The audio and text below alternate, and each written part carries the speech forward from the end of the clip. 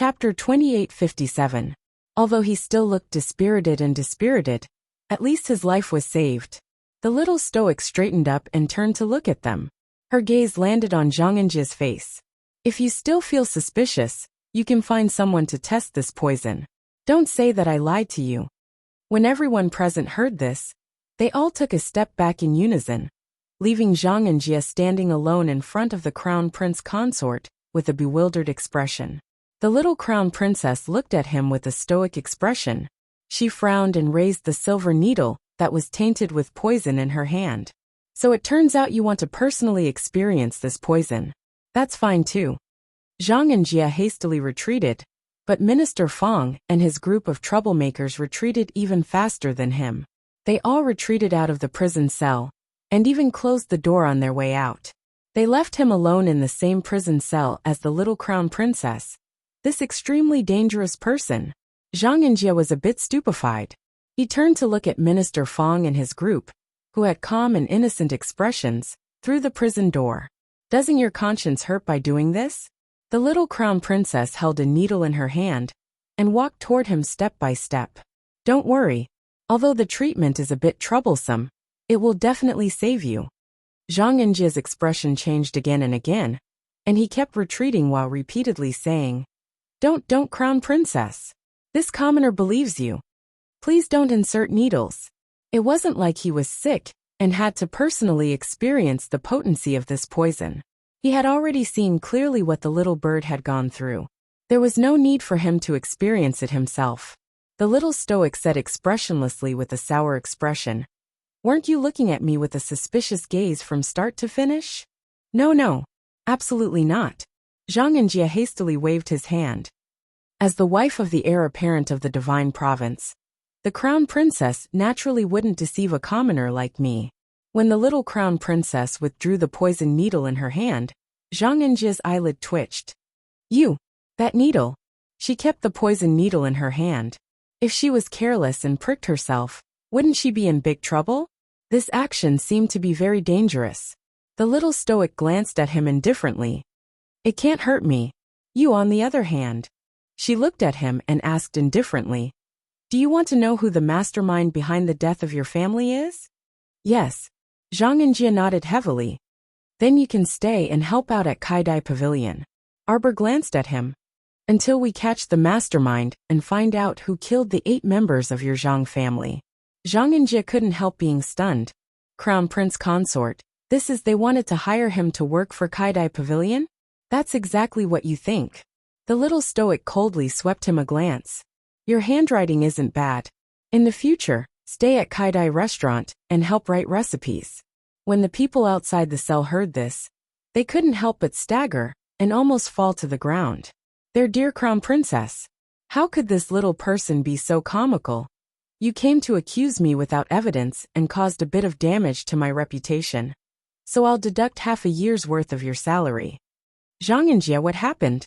Why was his salary deducted for half a year, before he even started work for no reason? After half a year, I'll give you a salary of 1,000 spirit coins per month. You'll get more money if you do well, and scram if you don't. Chapter 2858. Zhang Enjia looked at the young Crown Princess in front of him with an odd expression. Outside the prison cell, Minister Fang and his group had long been unable to look straight at him. For some reason, they actually started to sympathize with Zhang Enjia, this hothead, from the bottom of their hearts. It's the funeral of the 8 members of the Zhang family. Minister Fang hastily said, This humble official has already submitted a memorial to His Majesty regarding this matter. His Majesty has clearly stated that this family should be properly buried. Oh, then the royal court will pay for the funeral expenses, right? The little stoic muttered before turning to say to Zhang Enjia, Once you're done, I'll give you 10 days off. If there's nothing else, come back to work earlier. The 10 days of leave I gave Zhang Enjia are equivalent to 500 spirit coins a day. The royal court will compensate me with this money. Everyone collapsed to the ground in shock. Aren't you stingy? Not only did you make Zhang Enjia work for free for half a year, you even gave him 10 days off, and wanted the royal court to compensate you. Speaking of which, you only gave Zhang Enjia a monthly stipend of 1,000. But when you asked the royal court for compensation, it became 500 a day. Where exactly did this weirdo come from? How did the emperor end up with a daughter-in-law like you? Is there a problem? When the little stoic saw Minister Fong and the others twitching their eyebrows and eyes, she couldn't help but ask. Minister Fong rolled his eyes, and Assistant Minister Zhou hastily walked up behind him and secretly poked him in the waist. Minister Fong adjusted his expression and coughed lightly, saying, "Crown Princess there's no problem. This humble official will draft a memorial to this matter and present it to His Majesty." MHM. The young Crown Princess nodded calmly in the midst of chaos. He got off easy. Who got off easy? Everyone speechlessly asked the heavens. You think that the emperor got off easy, right? You only asked for 5,000 in compensation because you think it's too little, right? Minister Fong and the others followed the young Crown Princess out of the prison in a daze, pondering a very strange question the entire time. Why didn't one of the Crown Princess workers come to work and insist on asking the emperor for compensation? Meanwhile, Zhang Yinjie was also pondering a serious question. Why was he in such a rush to work for the little Crown Princess? And why was his allowance for half a year deducted for no reason? Why did it feel like the little Crown Princess didn't lose anything after this matter was settled? She even gained a cheap helper that night. Minister Fong wrote the memorial and presented it to His Majesty the next day. The memorial was written with great emotion, praising the Crown Princess from head to toe, saying that she was smart and talented, that she could solve cases like a god, and that she was able to determine the cause of death of 8 people with a single silver needle. The censorate Darren followed Minister Fong and Assistant Minister Zhou's group in praising the young Crown Prince Consort. The great emperor couldn't help but laugh. Yesterday, when he received the news that Zhang Jiazi had gone to the capital office to sue the Crown Princess, he had been secretly happy for a while. He thought that he would most likely receive many impeachment memorials from the courtiers today. Finally, he had an excuse to bring his youngest daughter-in-law in front of him and give her a good scolding. He wanted to vent the anger and frustration that he had suffered since meeting the young Crown Princess. He didn't expect that during the court session today, these old fellows acted as if nothing had happened. Not a single one of them mentioned the Crown Princess, not to mention the impeachment memorials. There was no such thing at all. Right now, Minister Fong's memorial was actually singing the praises of the young Crown Prince Consort. This group of cunning fellows must think that the young Crown Princess was a tough nut to crack, so they didn't dare to do anything. A group of bastards who changed their rudder according to the wind. Wait. Chapter 2859. In the end, Minister Fong's memorial eulogized the Zhang family, and he even proposed that the imperial court compensate the Zhang family with funeral expenses. Alright, that was fine. After all, the person died in the Ministry of Justice's prison, and the imperial court had to shoulder this inexplicable blame. So be it if there were funeral expenses. But the problem was that Minister Fong mentioned the final 5,000 spirit coins as a delayed labor fee. What was this? The imperial court had to pay for this? When Mo Luxing heard about this baffling compensation of 5,000 spirit coins, he couldn't help but laugh in exasperation. Although the officials below didn't dare to say anything, the faces of Prince Kong, the Prince of Jianpain, and the others standing in the front row were clearly twitching, and they were secretly suppressing their laughter. The princes were mostly rejoicing in other people's misfortune, right? Mo Luxing swept a glance at Prince Kong. Stop pretending. You almost can't suppress the smile on your lips. Mo Luxing felt that if this little stoic was in front of him right now, perhaps he would personally beat her up. The emperor of the divine province expressionlessly looked at Minister Fong. Fong Hongliang's heart was like a small boat floating in a small river, sinking and sinking, about to sink to the bottom of the water. Then he heard the emperor icily mutter, "Approved." Fong Hongliang hurriedly breathed a sigh of relief. The emperor's handsome face was cold as he said word by word, "Have the Crown Prince Consort scram back to the Royal Academy before noon. Don't be so dispirited and lazy after only 2 days of classes." Everyone silently hung their heads, and their mouths twitched one after another. How sullen was our emperor in his heart. that he didn't even want to see the little crown princess's face. He only wanted her to scram far, far away. And it was best if she didn't return for the time being after everyone retreated from the royal court. They couldn't help but wipe away their sweat. The emperor always suffered a setback in front of the young couple. If this continued, who knew if he would get sick from holding it in? Achoo! Far away in the royal academy, Emolienne looked up at the bit of dawn that peeked out from the east, and pursed her lips with a sigh. Why wasn't his wifey back yet? Good morning, Crown Prince. Little Fatty was sweating all the way as he ran over from the backyard. He flashed 2 rows of white teeth at Prince Emo morning. Emolienne nodded and looked at the little fatty and asked, "When did you come back last night?" The little fatty's hand, that was wiping his sweat, froze slightly. He turned his head mechanically, and looked at the Crown Prince guiltily. "Ah, what is it?" The Crown Prince snorted. "Why do you think that fellow doesn't even have a single guard by his side?" Little Fatty's mouth twitched, and his expression was one of sudden realization. He hurried to the Crown Prince's side and asked in a low voice, Your Highness, you did it? Do I look like such a boring person?" Emolienne haughtily glanced at him before turning around to walk outside. Today, the instructor from the weapon refining hall wanted them to head over early. After yesterday's lecture on theory, they would probably have to personally make a storage cabinet today. The Wind Thunder City was so big that storage cabinets were indispensable. The storage cabinets in the entire Wind Thunder City were basically made by the students of the Royal Academy's refining hall. Although storage cabinets were useful, they were difficult to make, and the process was extremely long. Therefore, it was really the most difficult practical course to pass in the refining hall. Because the storage space of each storage cabinet was different from the amount of magnetite required to be consumed, every storage item that required more than 10 magnetite was a defective product. After all, the storage cabinet could only be fixed in one place, and it wasn't very convenient to store items. Chapter 2860. If each storage costs more than 10 pieces of magnetite, then they really couldn't afford it. In addition, now that they were all using spirit coins, the blacksmiths were required to keep up with the times and improve their own storage cabinets. In yesterday's theory class, they were required to use spirit coins to replace magnetite storage during the process of making the storage cabinets. Of course, the consumption of spirit coins had to be controlled within 5 spirit coins. If the price was too high, the commoners in the city would definitely not be able to afford it. Today's task was to make this storage cabinet. Of course, it was impossible for most people to make a storage cabinet in a day. His Highness the Crown Prince missed his wife, and was somewhat absent-minded. During the practical class, the crafting furnace and spirit fire that everyone used were all provided by the Academy.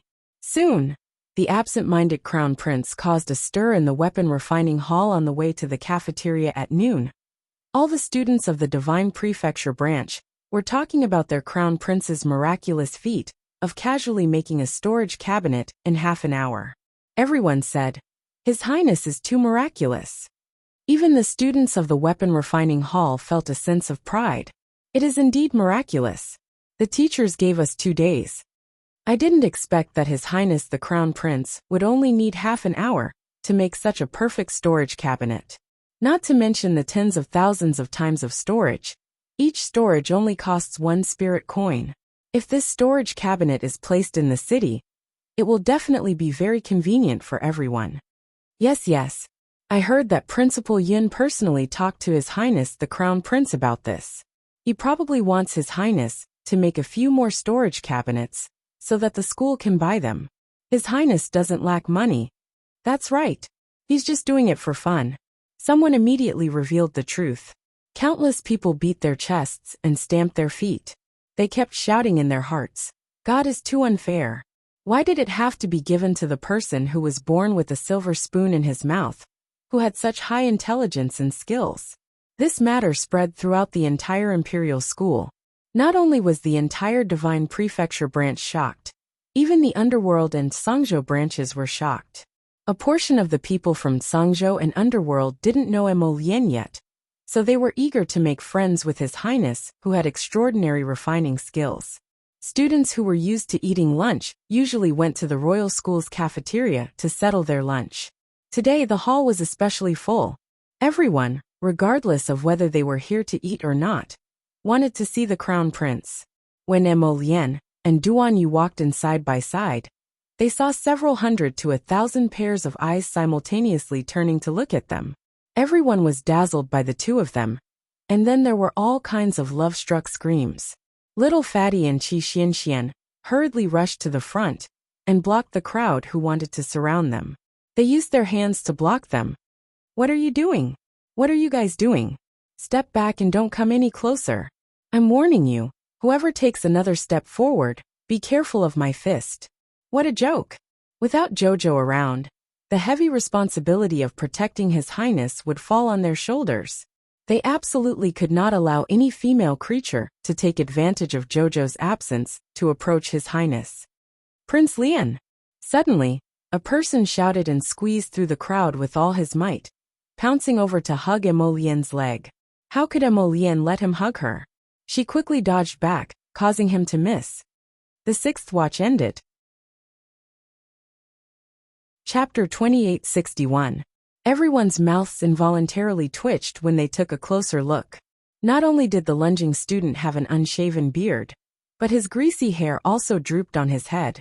From his appearance, he looked like a large dog that had wandered outside for many years. Duan Yu took a step back and glanced at Prince Mo with a spurious smile. He teased, "Oh, Your Highness Lotus, could this be one of your family's lost brothers?" The Mo family produced talented people. No matter how unsightly someone like Mo Kuan was, he didn't seem to have such a terrible appearance as this fellow in front of them. "Your Highness, my name is Xing Tianyang. I would like to enter Your Highness' tutelage. Please accept me as your disciple." This fellow dropped to his knees with a plop, looking like he had suffered a great grievance. His words made people spit out laughter. "You want to get close to us with this appearance of yours?" The little fatty abruptly stopped midway through his tirade. His eyes widened, and he couldn't resist exclaiming, "What? You want to take Her Highness Lotus as your master?" Was this punk here to make fun of them? Judging from his age, this punk was probably in his 30s, right? Emolien glanced at Xing Tianyang exasperatedly. "Don't block the way." What kind of joke was this? He didn't want to accept such a greasy disciple. Right, don't block the way." Everyone repeatedly shouted for Xing Tianyang to move aside. The group was all blocked at the entrance. Xing Tianyang crawled over and wanted to hug Emolien's thigh again. "Your Highness, I beg you to take me in. Take me in, Your Highness. Your Highness, take me in." Everyone looked up at the sky speechlessly. This Xing Tianyang couldn't have a hole in his head, right? With his stinky appearance, whoever took him in would be unlucky. If they took this fellow in, wouldn't they pass out from his stench every day? Duan Yu lowered his head, unable to suppress the smile on his lips. "Since Xing Tianyang is so sincere, why don't you take him in?" Xing Tianyang cast a grateful glance at Duan Yu. Emolien cast a glance at Duan Yu before chuckling and thanking his family. She then strode past Xing Tianyang. Seeing this, Xing Tianyang hurriedly got up and ran a few steps, chasing after Emolien and shouting, "Your Highness Lian, please accept me. Your Highness Lian, I really want you with all my sincerity." The little fatty swung his round arm and pushed Xing Tianyang to the side. Xing Tianyang's voice suddenly stopped. The door of the private room on the second floor of the dining hall was pushed open, and a man who was wrapped up tightly came out, only revealing a pair of eyes. A group of people clustered around that person as he walked down the stairs and bumped into Emolien, Duan Yu, and the others. The corners of little fatty's mouth twitched. He lowered his head and his shoulders trembled slightly. Qi Xianxian also glanced at that person, then coughed and took a few steps back. At this moment, a male student who was holding a tray of food happened to turn around, and the bowl of soup in his hand hit the masked man. The soup spilled out and spilled onto the tightly wrapped man's chest, wetting a small patch. "Hey!" Someone beside the man immediately shouted. "How can you walk like that? Don't you have eyes?" Sorry. When the male student saw these people's stance, he quickly lowered his head and apologized profusely. The man who reprimanded him walked up and smacked him. With a clang, The bowl of soup in the male student's hand fell to the ground, creating quite a commotion and attracting many people's attention. Do you know who this is? That person put his hands on his hips, looking like a fox exploiting the tiger's might. Chapter 2862. The male student hurriedly shook his head, revealing a look of fear and trepidation. He was just an ordinary student of the Red River tribe, and didn't belong to any of the 3 branches. His tribe was weak, and no one dared to provoke people from the 3 branches. Besides, he was just a new student this year, and he didn't want to cause any trouble in the school. The person who smashed someone's soup bowl pushed the male student with an unforgiving look. Do you think you can just say a few words of apology? Ba Shu. Su Yonyang frowned and shouted at the burly man. Stop it, come back. The man called Ba Shu looked back at his master. Seeing that his master didn't say anything, he could only walk back resentfully. Su Yonyang understood her master's mood very well. At this time, her master didn't want to talk nonsense with others at all. He wrapped himself up like this because he didn't want to attract attention. However, this idiot Ba Shu made a fuss over such a small matter. He wanted everyone's attention to them and make her master more embarrassed. Yo, isn't this the Crown Prince of Tsangzhou, His Highness Li? Suddenly, an idiot jumped out of nowhere and slapped Tsangzhou's Crown Prince Rong Li's shoulder, as if he was very familiar with him. Rong Li's face stiffened. When this dumbass slapped him, he accidentally pulled off his tightly wrapped hood. Thus, His Highness Li's bruised and swollen face was presented in front of everyone. Uffed. A student nearby couldn't hold back his laughter and burst out laughing. The rice grains in his mouth were scattered all over the place. What are you laughing at? Don't you want to live anymore?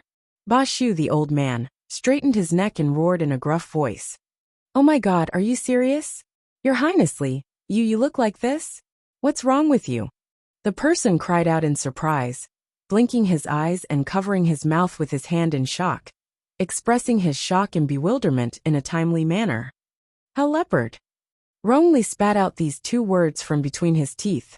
His pair of narrowed eyes that were almost invisible stared fixedly at the grinning young man in front of him. Ah! Ming Bao reached out to pick at his ears. Rubbing his chin, he looked at him in shock and said, Your Highness Li, you couldn't have been beaten up by someone, right? Who dares to make a move on our Highness Li? Ming Bao said with a shocked expression. Oh my heavens! Wah, Prince Lu, come and see. His Highness Li was beaten up so badly that his eyes can't even be found. Everyone couldn't help but twitch their lips. Beside him, vassal Prince Lu, who had been loudly called out to, helplessly raised his hand to rub his forehead. He turned to look at Emolien's party and stepped forward to bow. Emo Lu greets Your Highness the Crown Prince and His Highness Prince Chun. Emolien nodded slightly as he discreetly sized up this handsome and elegant cousin of his. Although they were both princes, this Prince Yong was obviously not on the same level as the Prince Jianping. He was much more promising than the Prince Jianping. Hey, don't be so polite. We are all cousins, and we are in the academy now, not the imperial court. There's no need to be so particular. Ming Bao came forward and tugged at Child Lu. Alu, look. Chapter 2863. I saw it. Emo Lu helplessly face-bombed. He suddenly felt that he shouldn't have acted on a whim today, and followed this dunce to the dining hall for a meal. Didn't he see that His Highness the Crown Prince Rong Li's face was already the color of a pig? This guy actually dared to add fuel to the fire, and still fearlessly provoke this prince. Wasn't he afraid that he would get enraged and slap him to death? What's going on? Ming Bao giggled as he approached Rong Li. He sized him up several times and clicked his tongue. Heavens, this beating is too ruthless. Who exactly did this? Have you found out? Your Highness Li, as long as you say the word, I will definitely help you ferret this person out to vent this anger. There's no need to trouble Your Highness, Rong Li replied ambiguously, and was about to walk outside. Unexpectedly, the moment he moved, he saw Duan Yu's handsome face diagonally opposite him with a spurious smile. He was instantly enraged. The more he looked at this punk's enigmatic face, the more he felt that he was the main culprit who put a gunny sack over him in the middle of the night. Speaking of this matter, Rongli was truly so angry that he wanted to kick the bucket. He really didn't expect that he would be put in a gunny sack in the dark, while taking a stroll outside his own courtyard, and taking a look at the academy's night scenery. At that time, he felt uncomfortable all over, as if he was drugged and couldn't use any spiritual energy at all. What was worse was that he had already used a blood stasis dispelling pill on his face earlier, but it was clearly ineffective and couldn't dispel the blood stasis at all. It wasn't like he was so bored that he was willing to wander around the dining hall with this ugly face that had been beaten black and blue. He had made an appointment with 2 seniors from the pill hall to come here to get a blood stasis dispelling pill. Unexpectedly, this blood stasis dispelling pill was completely useless, and he just so happened to run into Ming Bao, this lawless person. So it was even more tragic. At this moment, everyone in the cafeteria was whispering to each other behind their backs. They were secretly laughing and talking about this crown prince from the Tsang province. He was mocking him, the crown prince, for being beaten up so badly. Even his father, the Tsangzhou emperor, wouldn't be able to recognize this crown prince if he were to stand in front of him right now. Rongli flew into a rage out of humiliation and glared at Duan Yu, but the latter naturally responded with an innocent expression. "Let's go." Rongli flicked his sleeves and started walking, but before he could take 2 steps, he was stopped by Deep Leopard. Don't go, big brother Rongli." "Who's your big brother?" Rongli angrily threw away his hand and snorted coldly. At this moment, he just needed a hole to burrow into. Although his face was beaten out of shape, and his eyes were narrowed into slits, he could still feel the burning pain on his face. He wanted to curse out loud. Damn it! If he didn't find out who was the one behind his back, he would definitely take that person's life. No, it's them. It should be a group of people who beat him up last night. At the very least, he could feel several fists of different sizes raining down on his face. He really couldn't figure out who he had provoked. At this moment, Rongli was blocked in the dining hall by Deep Leopard, and his face was so dark that it could drip water. "Go away. Don't, big brother Rongli. We haven't seen each other for many years, right? Now that we finally meet, let's sit down and reminisce about old times." "If you want to reminisce, find your crown prince to reminisce about old times. I'm not familiar with you." Rongli irritably threw away that guy's hand. Chapter 2864. Ming Bao pursed his lips and said unwillingly, "I don't like talking to that guy." When he thought of Ming Yasi's face, Ming Bao felt like he couldn't eat anymore. Rongli really wanted to yell scram at him, but fortunately, the good upbringing in his bones allowed him to forcibly restrain this vulgar word. His Highness Rongli was about to suffer internal injuries from the stifling. "Wow, His Highness Yasi, it's His Highness Yasi. Oh my god, the young sirs from the Qin family are all here. Hurry and support me. Why do I feel like my eyes aren't enough to see?" The young sirs' outstanding appearances dazzled all the female students present. They were clearly standing in a very ordinary cafeteria, but in their eyes, it was as if they were standing on a hillside filled with flourishing flowers and fluttering willow leaves. Facing them were several extraordinarily handsome young sirs in full bloom. "Ah, I heard His Highness the Crown Prince of Tsangzhou was severely injured from the beating. Where is he?" Ali followed behind Ming Yasi, and every time he opened his mouth, he would say something that was infuriating. Everyone from Tsangzhou involuntarily wanted to grind their teeth. "My apologies, my eldest brother isn't seriously injured. Sorry to disappoint you." Duan Yu turned back to rebuke him with a grin. Ali pursed his lips, but when he saw Duan Yu refuting him, he didn't say anything else. Ming Yasi quickly walked to Emolian and looked around before asking with a frown, "Where is she? What does it have to do with you?" Emolian and Duan Yu answered in unison. Our dear Ming Yasi's face darkened. "I have something to say to her." Scram. Emolian threw him a word. Ming Yasi's handsome face darkened. "Emolian, speak properly with me."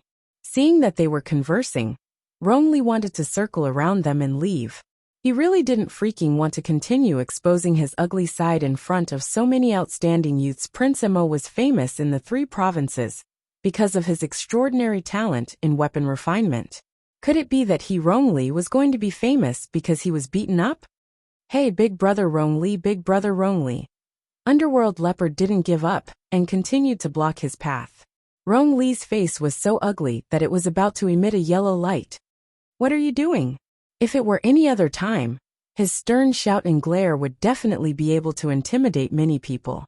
But now he had been beaten so badly that the bruises on his face couldn't be removed. The slits in his eyes couldn't be opened at all. How could he still widen his eyes to show his majesty? However, it made his narrowed eyes look especially comical. Ha ha ha ha ha. Little Fatty suddenly laughed out loud. Everyone turned to look at him, as if they were looking at a brave warrior. To be able to laugh out loud in front of the Crown Prince of Tsang Province, without giving him any face, he was truly courageous. Look, he can't even open his eyes. Rong Li's face was red with shame and anger. Su Yonyang couldn't help scolding. How dare you? Even the Crown Prince of Tsang Province is throwing his weight around in our divine province?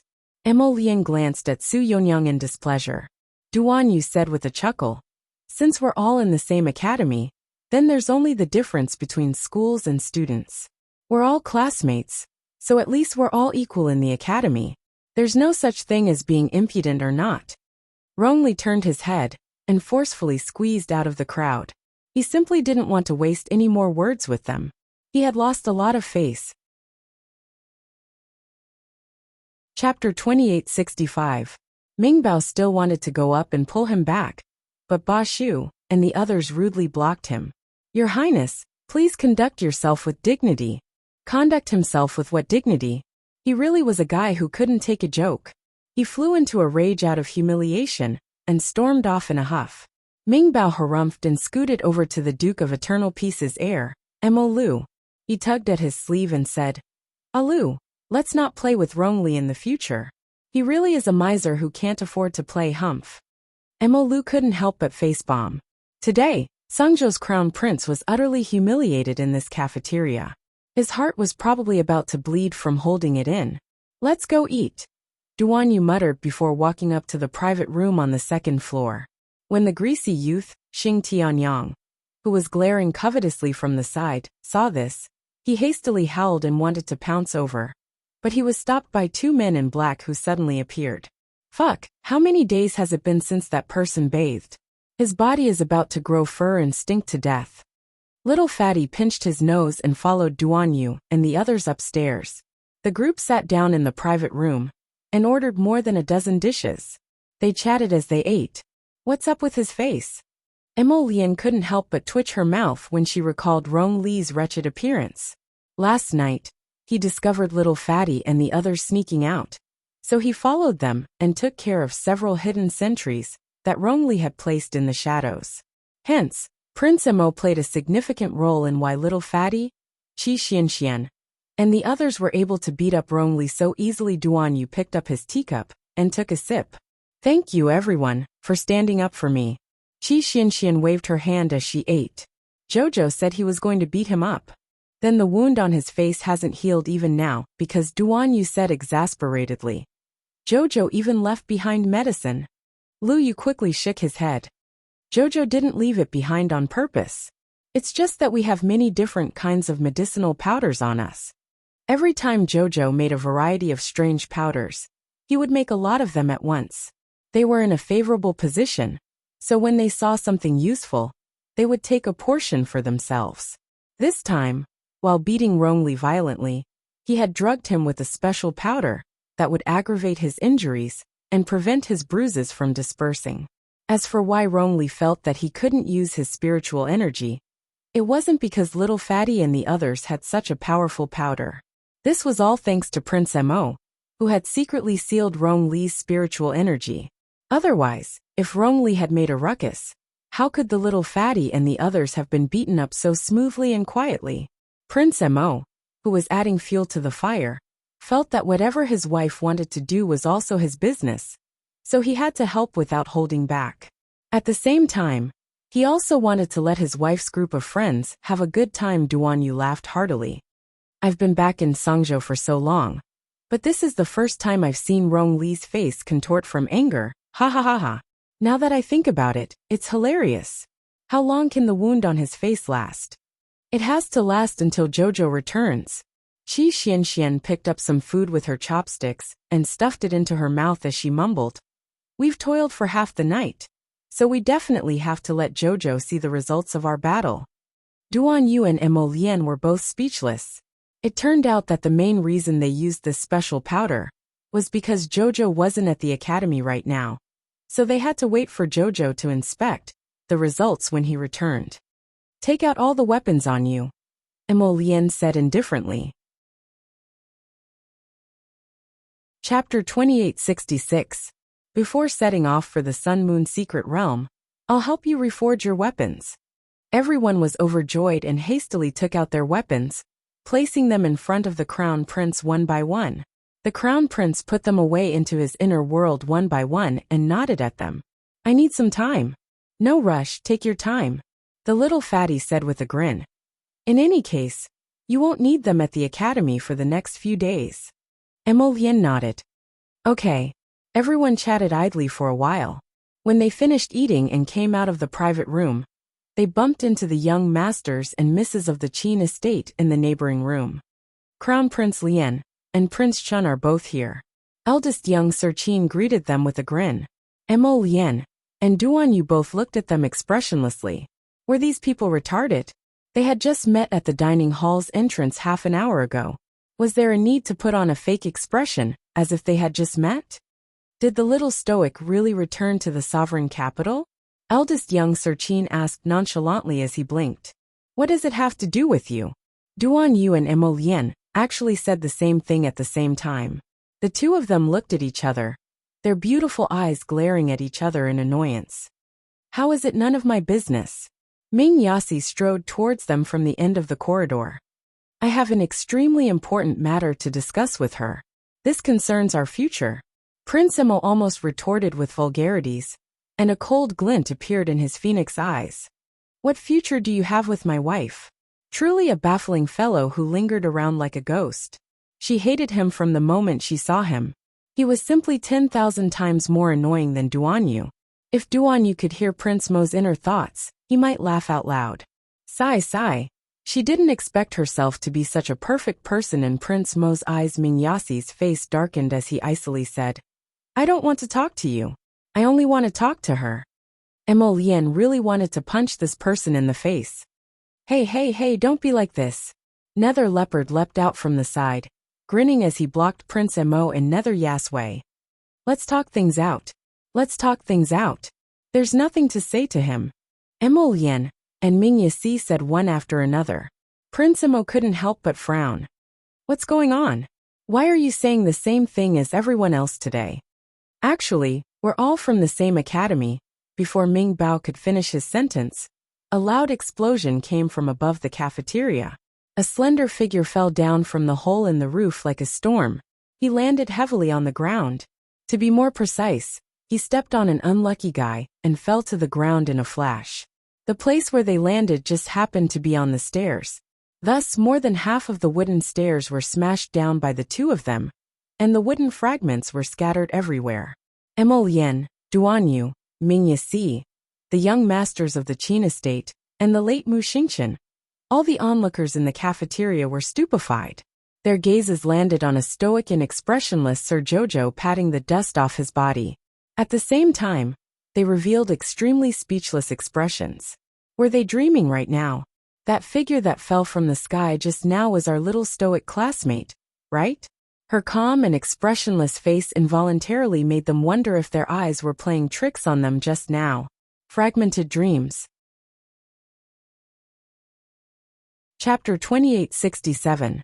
Due to the destruction of the stairs, Emolian, Duan Yu, and Ming Yasi, who were currently standing in the second-floor corridor, could only use the jumping method to descend the stairs. Sir Jojo was truly the center of attention right now. The little fellow stood at the bottom of the dining hall's wooden staircase. As she surveyed her surroundings, everyone's gazes uniformly landed on her. Our dear Jojo was expressionless as she calmly turned around. However, Emolian seemed to have noticed something. Her expression shifted, and she abruptly jumped down from the railing. Duan Yu, the little fatty, Qi Xianxian, and the rest also jumped down after her. Jojo. Emolien arrived beside Arbor in a flash. Just as she reached out to hold her waist, the little fellow's complexion paled, and she abruptly spat out a mouthful of blood. Jojo! Qi Xian Xian! And the rest reflexively exclaimed. Jojo was fine a moment ago, but she turned around and spat out blood in the next second?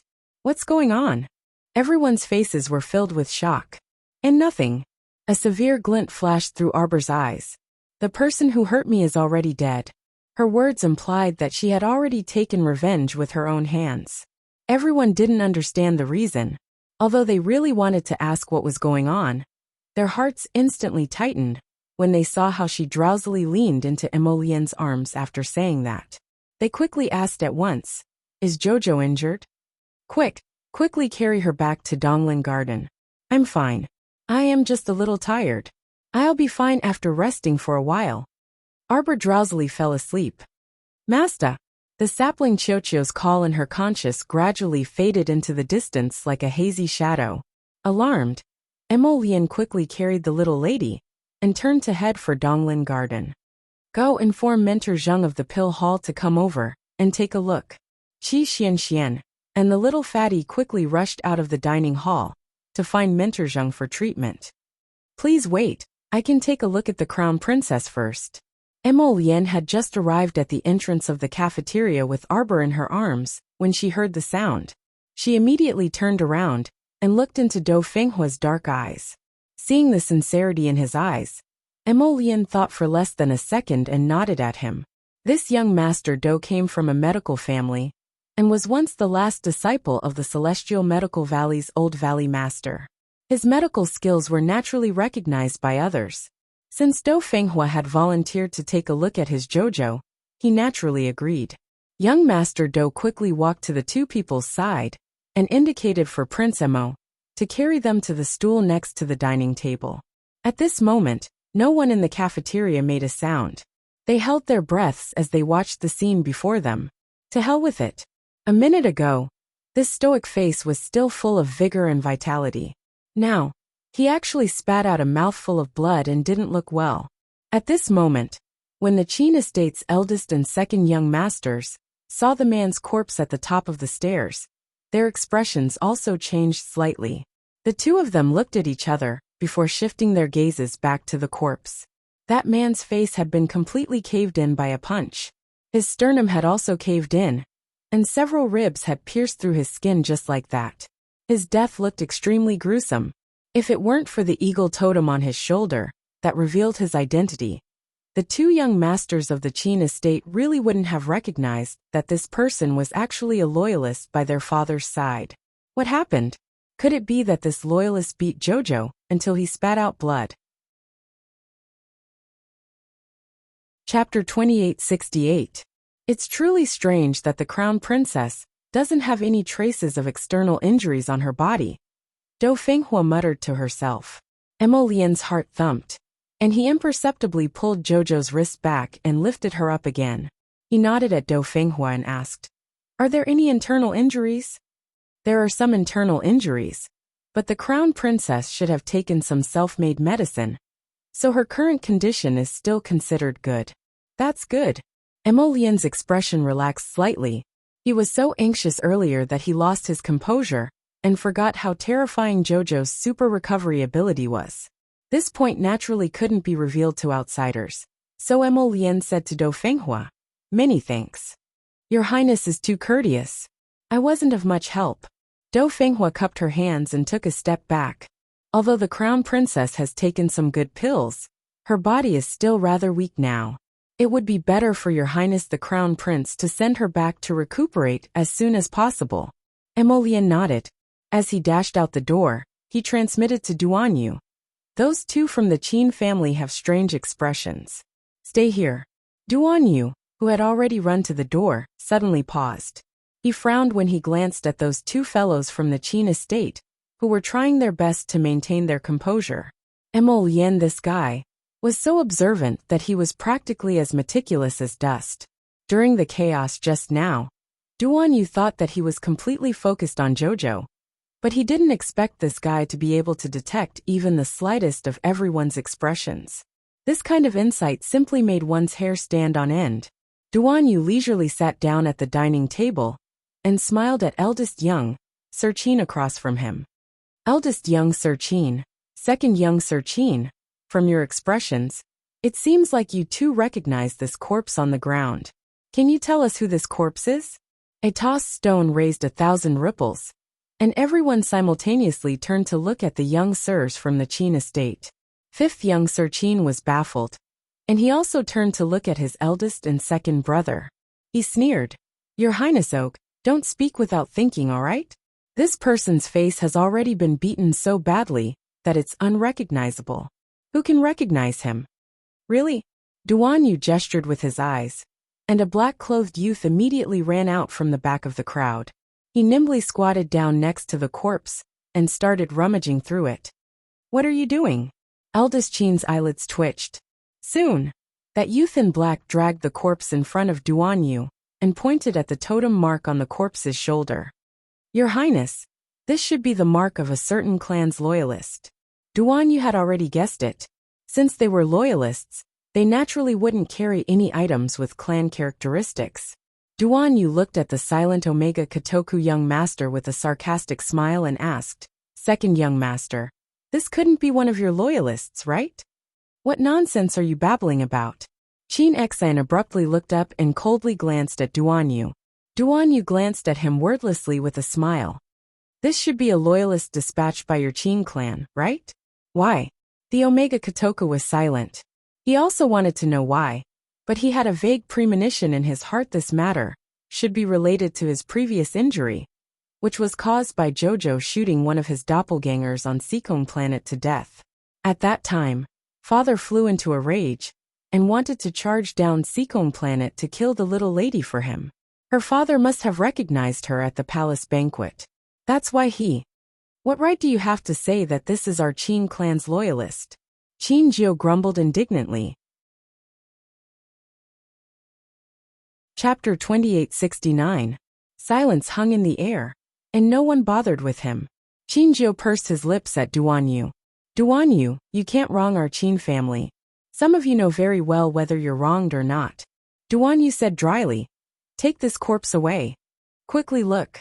At this time, a student suddenly shrieked as he pointed at the corpse lying stiffly on the ground. Duan Yu reflexively turned around to look, and saw that the suicide soldier's corpse on the ground was slowly rotting from the inside out, as if it was rotting on its own. Within a short few minutes, a shallow brown substance appeared on the ground, as if some water had been mixed into the mud. It made one's hair stand on end just by looking at it. Such a big person actually turned into a puddle of mincemeat. In an instant the students, who were eating, looked at their plates and silently put down their chopsticks. It truly made them vomit their dinner from last night. Duan Yu clapped and laughed, nodding as he praised. Good skills, good methods. The Qin estate is worthy of being a century-old patrician family of elixirs. Admirable, admirable. Qin Xian's expression was naturally extremely unsightly, and he turned to leave the dining hall with a flick of his sleeve. I will investigate this matter thoroughly, and will definitely give you all a complete explanation. The eldest young sir sighed, and hastily left with him. On the other side, Prince Mo, who had just returned to Donglin Park, welcomed the Pill Hall's instructor Zheng and another instructor. Instructor, quickly take a look at our Jojo. She vomited blood just now. Qi Xianxian hastily said, her brows completely knitted together. Instructor Zheng quickly went up to check the student's pulse, and then said something similar to Dou Fenghua's. He only said that the little stoic was fine. Her body was full of vitality, and the circulation of spirit energy in her meridians was also very normal. Prince Mo's expression was unperturbed, and he quickly sent a look to the dazed Lu Yu on the side. The latter went up to salute the instructors, and exchanged pleasantries along the way, before asking the two instructors to leave. Prince Mo breathed a sigh of relief, and said to the extremely anxious Qi Xianxian, Jojo is fine. Jojo's recovery ability is extremely strong. I was flustered earlier and forgot about this matter. Don't tell anyone else. All right. Qi Xianxian, and the others quickly nodded in agreement. Little ball. Prince Mo's handsome face darkened as he called out. The The little treant trembled as it crawled out from behind Arbor's shoulder. Its small eyes, which were as bright as black beans, timidly glanced at the crown prince. "What's going on?" Prince Mo's cold gaze fell on the little treant, causing it to tremble and shake the 2 leaves on its head. Master, we were attacked." Emolian raised her eyebrows. "It's a long story." The little treant's 2 branches touched each other subconsciously. "Then speak slowly."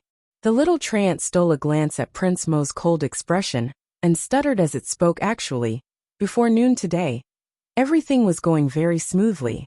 The little stoic's master expressionlessly accepted the 5,000 spirit coins that the emperor sent as compensation for the employee's leave.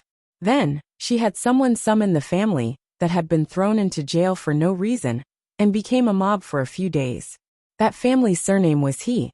They couldn't grow anything in their hometown, so they went to the capital with difficulty to make a living. There were several other families that were in the same situation as them. Their family conditions were especially difficult, and recently, they could only beg to survive. Chapter 2870. At present, he was the only strong man left in the He family.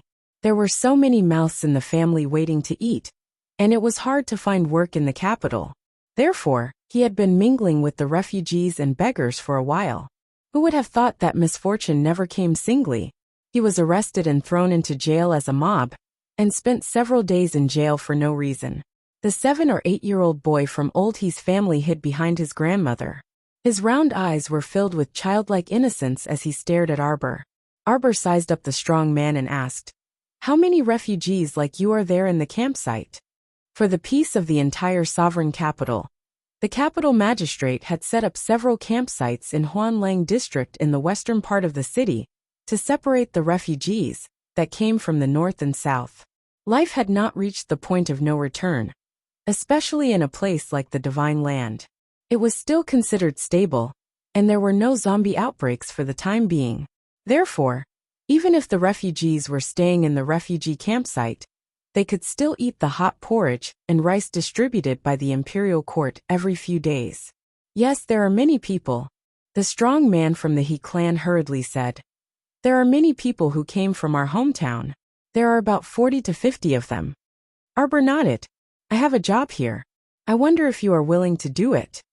The strong man from the He clan was slightly excited as he quickly said, "Crown Princess, please speak." Although he was only an ordinary person, he was full of strength. He believed that as long as he could find a job, he would definitely be able to provide for his family. "I want to hire you to mine Chess Mountain's Spirit Stone mine." Mining was a strenuous job. As long as they were trained for a day or 2 and grasped a certain technique, they would be able to mine. "I will pay you 50 spirit coins a day. Are you willing to do it?" The man was overjoyed at the unexpected good news. 50 spirit coins a day was basically enough to feed 2 to 3 people. It was just that they had a lot of family members, both men and women can do it.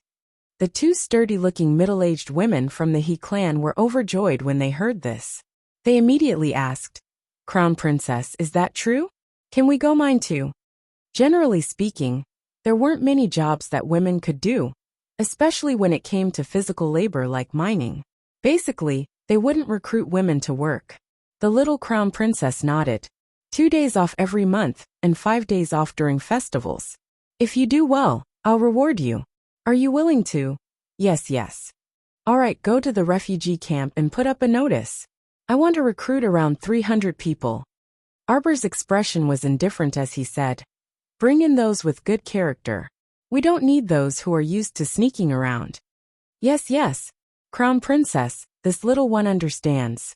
The He clan's burly man nodded excitedly. Arbor turned to glance at Huifeng. "I'll leave it to you." Huifeng rubbed his nose, and could only lead the happy family out to handle some matters.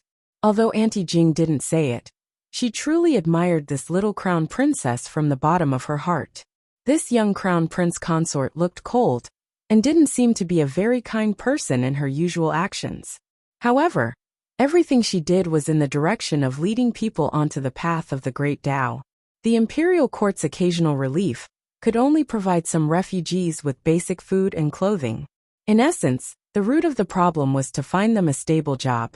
This way, they would naturally have a stable source of income every month. They would no longer need to wander around the imperial capital as beggars or refugees.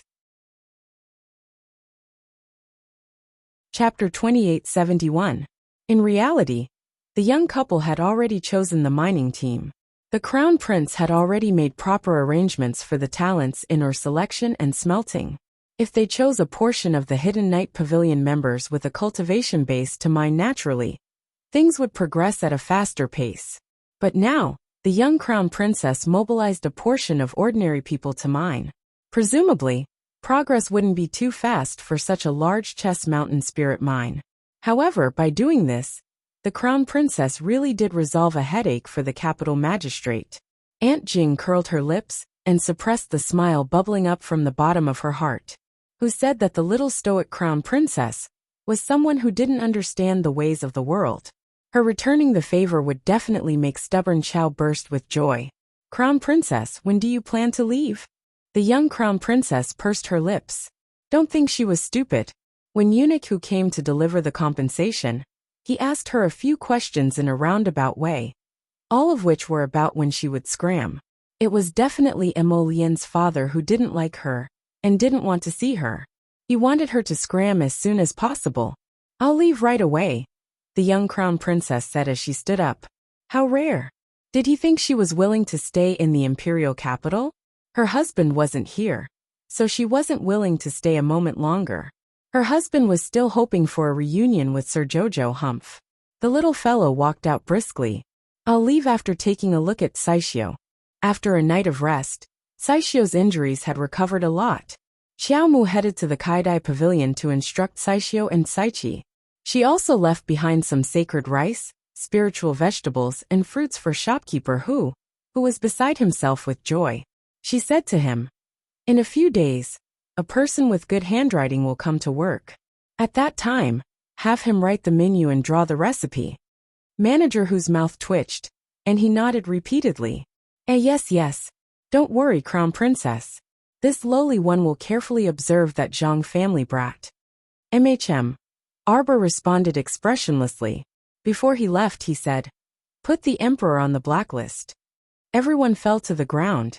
When Arbor went out, he happened to hear the shopkeeper's head hit the door frame, making a very dull dong sound. She pursed her lips and said to Eunuch Chun, whose eyes were twitching, Mo Luxing is very stingy, not at all like his elder brother Prince Kong. Wasn't it just 5,000 spirit coins from him? Why did he look so eager, as if he couldn't wait for her to never return to the imperial capital? How petty! Unlike Prince Kong, who gave her the entire Half-Moon Cliff and the entire hot spring villa. After fiercely ridiculing the great emperor in his heart, Arbor sent a message to Huifeng, telling him to stay here and finish the recruitment for Chess Mountain's spirit mine before returning to north-facing Great Forest. Arbor summoned Qing Wan and flew out of the city. She planned to fly for a while and calculate the distance before using the teleportation array. At that time, maybe after a few teleportations, she would be directly teleported to somewhere near the academy. Arbor thought to himself. Not long after they left the sovereign capital, they sensed the presence of powerful enemies. What was going on? As if in response to her keen senses, an arrow pierced through the air and arrived behind her in an instant, accompanied by a series of whistling sounds. The instant the little stoic's face darkened, she pressed down on Qing Wan's large head. Qing Wan dodged that sharp arrow with a whoosh and flew up high. There was still time. Wait. Chapter 2872. 7 or 8 men of sacrifice in black suddenly rushed out from the outskirts, their eagle-like eyes fixed on Miss Chiao. Although Jojo was a little surprised, at least she didn't look surprised at all. She didn't waste time talking to them at all. She directly shot out several flying needles, scattering them towards the people around her like a fairy scattering flowers. Jojo didn't even bother to ask stupid questions like, who are you? Who cares who they are? Since they came to kill her, she should be prepared to face death. Arbor's attack was swift and fierce. After a round of flying needles, she instantly drew out hundreds of talismans from her inner world. And without saying anything, she smashed them towards the men in black in front of her.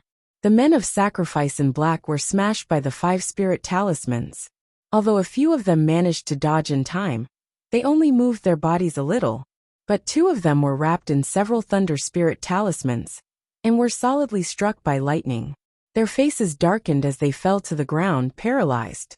Arbor's fighting spirit was completely aroused by them.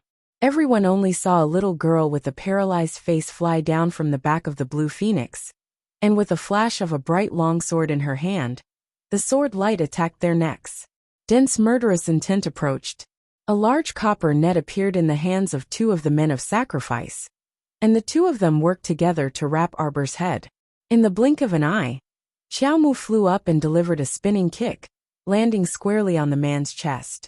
The unlucky man was kicked out by her, and then fell heavily to the ground. The startled swan dagger in Arbor's conscience jumped out with a whoosh, and with lightning speed, it quickly slit a man's neck. Just like that, in less than 5 minutes of fighting, one of their companions died right in front of them. Although they were men of sacrifice for their master, who would want to die when there was a chance to live?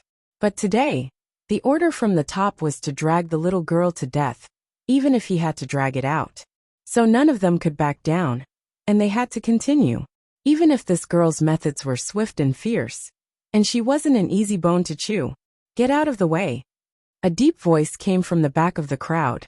The crowd parted in an instant, allowing an ordinary-looking middle-aged man to dash in front of Arbor. The man didn't say anything, and directly shot a shuttle towards Arbor's face. His method was especially vicious. She wanted to kill her and ruin her face at the same time. Xiaomu sneered, and she shot out an icicle with a backhand to block his attack. The startled swan dagger spun around the middle-aged man, at a speed comparable to light, before landing in her hand with a whoosh. A line of blood appeared on the man's arm.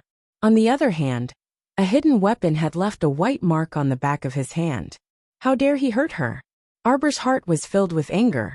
He reached out his hand to hold down the little white snake that was about to move and said in his heart, "Don't move." She wanted to personally deal with this person who dared to hurt her. Arbor's eyes flashed with a fierce light as he flew forward. The startled swan dagger spun rapidly and stabbed towards the middle-aged man. Heh! The middle-aged man's eyes revealed a mocking smile. He waved his hand and set up a spiritual barrier, easily blocking the startled swan dagger's attack. The startled swan dagger stabbed into the spiritual barrier in front of the man. Even if her spiritual energy surged, it still couldn't pierce through this person's spiritual barrier. Clearly, this person's defensive power was above hers, and his cultivation realm was definitely much higher than hers. Chapter 2873. The middle-aged man evidently didn't expect that this little crown princess, who came from the lower star domain, would be so difficult to deal with. When he accepted this mission back then, he had promised the family head that he would definitely take this stoic-faced little girl's head and help his family head vent this resentment. Viciousness flashed through the man's eyes, and he sneered. "It's useless to struggle on your deathbed. Perhaps you'll suffer less if you obediently accept your death." "Are you talking about yourself?" A bunch of icicles abruptly fell from Arbor's fingertips onto the middle-aged man. However, the middle-aged man's spiritual aura shield's defense was quite strong, so he really couldn't break it completely for the time being. The situation was in a bit of a deadlock. The middle-aged man suddenly smiled at her with a contorted expression. "Form the formation." The 7 to 8 people who had scattered gathered together again in a split second and formed a formation with both attack and defense around the little stoic. As soon as this formation was activated, the little fellow felt her vision blur slightly, and several gleaming swords stabbed at her left ribs. The little fellow flew up and kicked one of the swords. Immediately, everything in front of her turned into a series of illusory bubbles and disappeared in front of her. Uff! The man in black closest to her suddenly spat out a mouthful of blood. They probably didn't expect the little stoic to find a way to break through the illusions at the first instant and break their impregnable formation in an instant. The middle-aged man brandished a black, barbed whip in his hand and abruptly lashed it at Xiaomu. Slap! That whip struck a person next to him, infuriating the middle-aged man so much that his eyebrows, eyes, and nose were all twisted together. Everyone attacked together. Master has ordered kill. The middle-aged man couldn't help but be enraged when he saw that they hadn't taken down the little stoic after so long, while their side had lost several people in succession. Following his shout, they released several contracted beasts. They circled Arbor in a circle of various sizes, eyeing him covetously. The ferocious beasts pounced up and down, and the black-clothed men's swords struck even faster. Arbor's fingers moved, and he could only continuously throw out talismans to block their attacks. In the blink of an eye, that whip darted out from a crafty angle and landed on Xiao Mu's arm with a smack. It instantly numbed her entire arm, and her left hand involuntarily drooped down. Damn it, it was so painful that her entire body trembled slightly. The little fellow was so angry that she was trembling. She was suppressed by the array and couldn't move much. The middle-aged man took advantage of this opportunity to whip her. Not only that, the whip wrapped around her arm did not come down, and the barbs all pierced into her skin. Although the poison smeared on it was not enough to cause her much discomfort, she had never suffered such a great loss in so many years, so she must be very angry. The more this was the case, the more she wanted to use her own battle prowess to deal with this person before her. She's dying. The middle-aged man was very confident in the medicine on his whip. When he saw that Arbor was hit, he couldn't help but exclaim in joy. You're dead for sure. Arbor stuffed a pill into her mouth with an icy expression. A talisman emitting a purple glow appeared on the tip of her right hand. The middle-aged man thought his eyes were playing tricks on him at first, but then he couldn't help but exclaim, Purple talisman? Chapter 2874. A purple shadow flashed past, and an 8 trigrams formation seemed to appear in front of her, firmly binding this middle-aged man within. Supreme-grade purple talisman, the Earth-rank 8 trigrams binding talisman. Its effects were marvelous. Once it was activated, anyone below the god realm would inevitably be affected. Boss! Amidst everyone's astonishment, they saw the little stoic charge in front of their boss like a cannonball, and land a punch on his face. The man was bound by the 8 trigrams binding talisman, so he naturally couldn't move in the slightest. This punch landed solidly on his face without any obstruction. Everyone could clearly hear the man's bones breaking with a crack. The bridge of his nose was broken, and the punch even caused this middle-aged man's entire face to cave in a bit. The little girl's move instantly made everyone's hair stand on end. Swish! A shadow flashed past, and they discovered that they had rolled out of a dazzlingly bright light screen. At the same time, the startled swan dagger flashed past, taking the life of one of the black-clothed kamikaze soldiers. Fast and precise. Arbor pursed her thin lips and lifted her small hand, expressionlessly touching the blood that was faintly seeping out of her arm. Naive. She coldly uttered this word. Suddenly, her expression changed slightly. The 2 black-clothed kamikaze soldiers in front of her didn't hesitate in the slightest, and promptly self-destructed in front of her. The light from the self-destruction rushed over. Because the distance was very close, even though Arbor had set up a defensive barrier and countless defensive talisman matrices with a wave of her hand, she still couldn't resist these 2 terrifying forces. After all, these 2 kamikaze soldiers had cultivations above level 10 spiritual masters. As a result, she was unavoidably flung flying, and her internal organs suffered a certain degree of pressure. Cough cough. A trace of blood seeped out of the corner of Arbor's lips. She was very clear that her internal organs had been damaged. The more furious she was, the colder and more emotionless her eyes became. His eyes were filled with killing intent. No one is to come out and help me.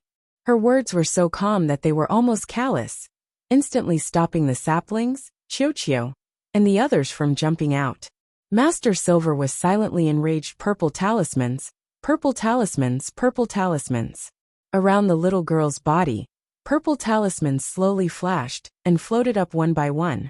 After a flash of purple light, the Vajra talisman attached itself to her hand. Arbor's expression was extremely cold. Die! She pounced on him, her small jade-like hand, which had the Vajra talisman attached to it, coldly hammered his chest. Several of his ribs were instantly broken. The ribs were inserted into the man's heart and lungs in a contorted manner. Large amounts of blood flowed out. However, there was not the slightest bit of humanity in her eyes. Kill him. At this moment, these words were echoing in her mind. It was as if she had gone mad and had fallen into a demonic nightmare. Jojo. The venerable peach blossom immortal suddenly appeared beside her and reached out to grab her. However, he grabbed nothing but air. A vicious glint flashed in her eyes, and she immediately dragged that person into the teleportation array. The venerable peach blossom immortal had no choice but to follow the talisman array. With a whoosh, Arbor dragged that middle-aged man and teleported countless times, directly to the sky above the academy. After passing through the academy's great defensive array, Arbor actually did not know where she had been teleported to. Her eyes could only see blood. She stepped on that person and suddenly fell from the sky. With a bang, she smashed into something. Fragments flew everywhere. The 8th watch ended. Chapter 2875. After listening to Qiuqiu's recount, Emolian was stunned when she learned that the little fellow had been shaken by the impact of the 2 self-detonations. Suddenly, he had the impulse to carry this little girl over and examine her carefully from head to toe. Was the self-detonation a joke? No wonder the little fellow's internal organs were injured and she vomited blood. This arrogant little thing. If not for the fact that she was still in a deep sleep, she would have dragged her out and given her a good beating. How could she be so willful and reckless? She could have chosen to let others help her, right? On second thought, this was the little fellow's personality. She would become stronger when faced with a strong opponent and would never back down. She had always been so proud and aloof. Emolian was silent for a long time. Then, she turned to look at the venerable peach blossom immortal, who was beside the bed. Qi Xianxian stayed by Arbor's side to take care of her. The rest followed Emolian out. Yichen followed beside her. As they walked out, he frowned and said, I think there might be something wrong with the little girl's state of mind at certain times. Emolian stopped in her tracks. Little Fatty and the rest stopped as well. Their burning gazes landed on the venerable peach blossom immortal. Yichen looked at them. In the beginning, when the little fellow was surrounded by a few kamikaze warriors, she behaved very normally. Yichen recalled and said with a heavy expression, until the leader of the kamikaze warriors you saw in the dining hall appeared. She was still trying her best to fight with those kamikaze warriors. From the moment the leader of the kamikaze warriors left a white mark on her hand, the little fellow became a little crazy. Yes, a little crazy. From the moment she was surrounded by an array to the moment she tried all ways to break out of the array, her vicious aura began to boil to the extreme. That middle-aged leader used a whip to hit her arm. After she broke free, she was surrounded by countless spirit beasts. Even now, she doesn't let us help her. Why is that? When he heard Qiuqiu's summary, Emolian could still accept it. Now that he heard the details from the venerable peach blossom immortal, Prince Emo became more and more alarmed. It was actually so dangerous. The venerable peach blossom immortal was right. Why did she not allow anyone to help her in such a dangerous situation? That was because at that time, she had completely fallen into a state where she had no friends, no relatives, no one. In her eyes, in the world, and even in her heart, there was no one else. The only thing left was the conviction to kill the other party. Until she was blasted away by someone's self-detonation, this little fellow had completely lost her mind. Jichen said with a heavy expression, I didn't even have time to catch her. You don't know how many purple talismans she threw out back then. She probably used up all of her offensive and supportive purple talismans. Have you all realized that Jojo has a twisted attitude towards getting injured? The venerable peach blossom immortal pointed out sharply. Everyone's heart trembled slightly. He couldn't help but recall the bits and pieces of their interactions. This was especially true for Prince Emo. The venerable peach blossom immortal's analysis had brought back a series of memories. He recalled that when they met at the Quoto village market, the hyena that Lu Yexin had released had left 3 bloody scratches on the little girl. How had she dealt with it? She had killed that hyena. Using a cruel method, she had cut open its stomach and left 6 deep bloody scratches on its body. There was also the 3-sect competition in Xixia Valley. Chapter 2876. When the little fellow met the masked Hui, a white mark appeared on the back of her hand, because of Hui An's sudden attack. Hui An was sent flying by his kick on the spot. She was in so much pain that she could not get up, but the little fellow was obviously not satisfied with such an outcome. In the end, she still insisted that Hui An leave her hand behind. At that time, he only thought that the little fellow did this because she was furious. After all, she usually treated those who liked to jump up and down to provoke her as idiots. Now it seemed that he still did not know her well enough. This little thing seemed to have an almost obsessive pursuit of perfection towards every inch of her skin. She would not allow anyone to harm any inch of her skin. Even if it was just a scratch on the back of her hand, she would not allow it. In other words, no matter how you provoked her verbally, once or twice, she might treat you as an idiot and ignore you. By the third time, she might not be able to bear it and send you flying. But if you hurt her skin, she would completely turn into a demon and fight you to the death. Emolian and He-Chin silently met each other's eyes, and they both saw the deep worry in each other's eyes.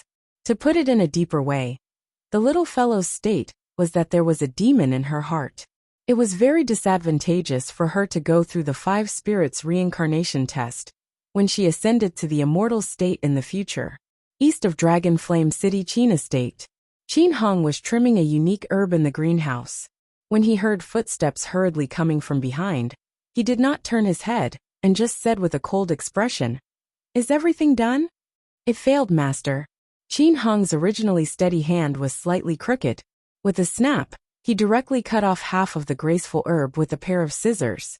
The middle of the herb was cut off, and the roots quickly withered. In less than a second, the herb turned into withered branches and withered leaves and drooped down. Qin Hong stared at the scissors in his hand with a pained expression, wishing that he could smash a hole in the person's head. Looking at his master's terrifying expression, the middle-aged man who came to report the news trembled slightly. His eyes trembled slightly, and he immediately lowered his head.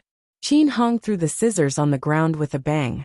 Trying to control his anger, he asked in a low voice, "What happened?" "Master, Bingba's life lantern suddenly shattered." "What?" Qin Hong could not believe his ears. He hurriedly lifted his robe and said, "Take me there." Qin Chao was family head Qin's right-hand man, so he understood family head Qin's intentions very well. Hearing family head Qin's words, he hurriedly led family head Qin to the small temple where the elite death warriors' life lanterns were enshrined. The two of them hurriedly walked in and saw that there were 4 to 5 rows of life lamps in the small Buddha hall. They were swaying in a special transparent container. The third life lamp in the last row had completely disappeared. The corners of Qin Hong's mouth drooped. His shrewd old eyes were filled with doubt and confusion. What message did the life lantern miniature receive? Zithergrass waved his hand, and the scene in the life lamp miniature jumped out. However, the life lantern miniature could only intercept a small portion of information. So the two of them could only watch in trepidation, as the little stoic in the projection stared at Bingba, as if she was looking at a dead person, and punched Bingba's cheek so hard that it caved in. "What kind of power is this?" Qin Hong exclaimed. Qin Grass couldn't help but wipe the cold sweat off his forehead with his sleeve. Chapter 2877. Originally, he was planning to personally lead a team to exterminate this little stoic girl.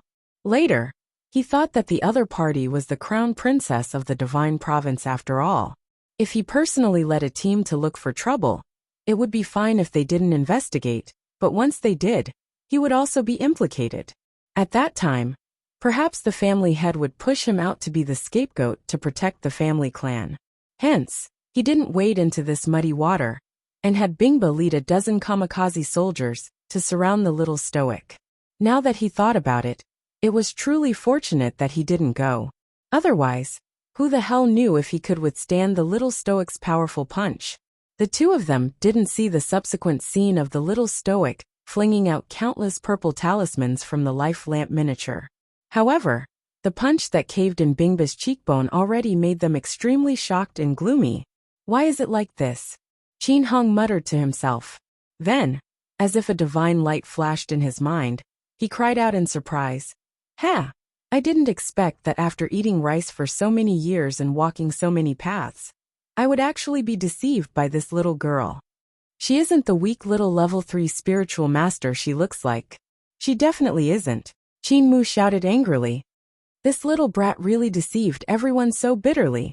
Qin Mu carefully thought about it. Indeed, the power of that little girl's punch that appeared in the life lamp miniature just now was able to cave in the cheekbone of a level 15 great spiritual master like Bingba. Evidently, her strength was about the same as Bingba's. She's a level 15 great spiritual master. Qin Hong roared angrily and smashed his fist on the wooden pillar beside him. That damn darn brat. We were deceived by her. She must have some magic treasure that conceals her aura, or a talisman that lowers her cultivation realm. If he had known earlier that this damn brat was a level 15 great spiritual master, he definitely wouldn't have just sent Bingba, a level 15 great spiritual master, to deal with her. Thinking about it, if he sent so many kamikaze soldiers after a mere level 3 spiritual master, they should have been able to take her head, right? However, they didn't. The more Qin Hong thought about it, the angrier he became. His fingers clenched so tightly that they made cracking sounds. Despicable, Qin Mu said angrily.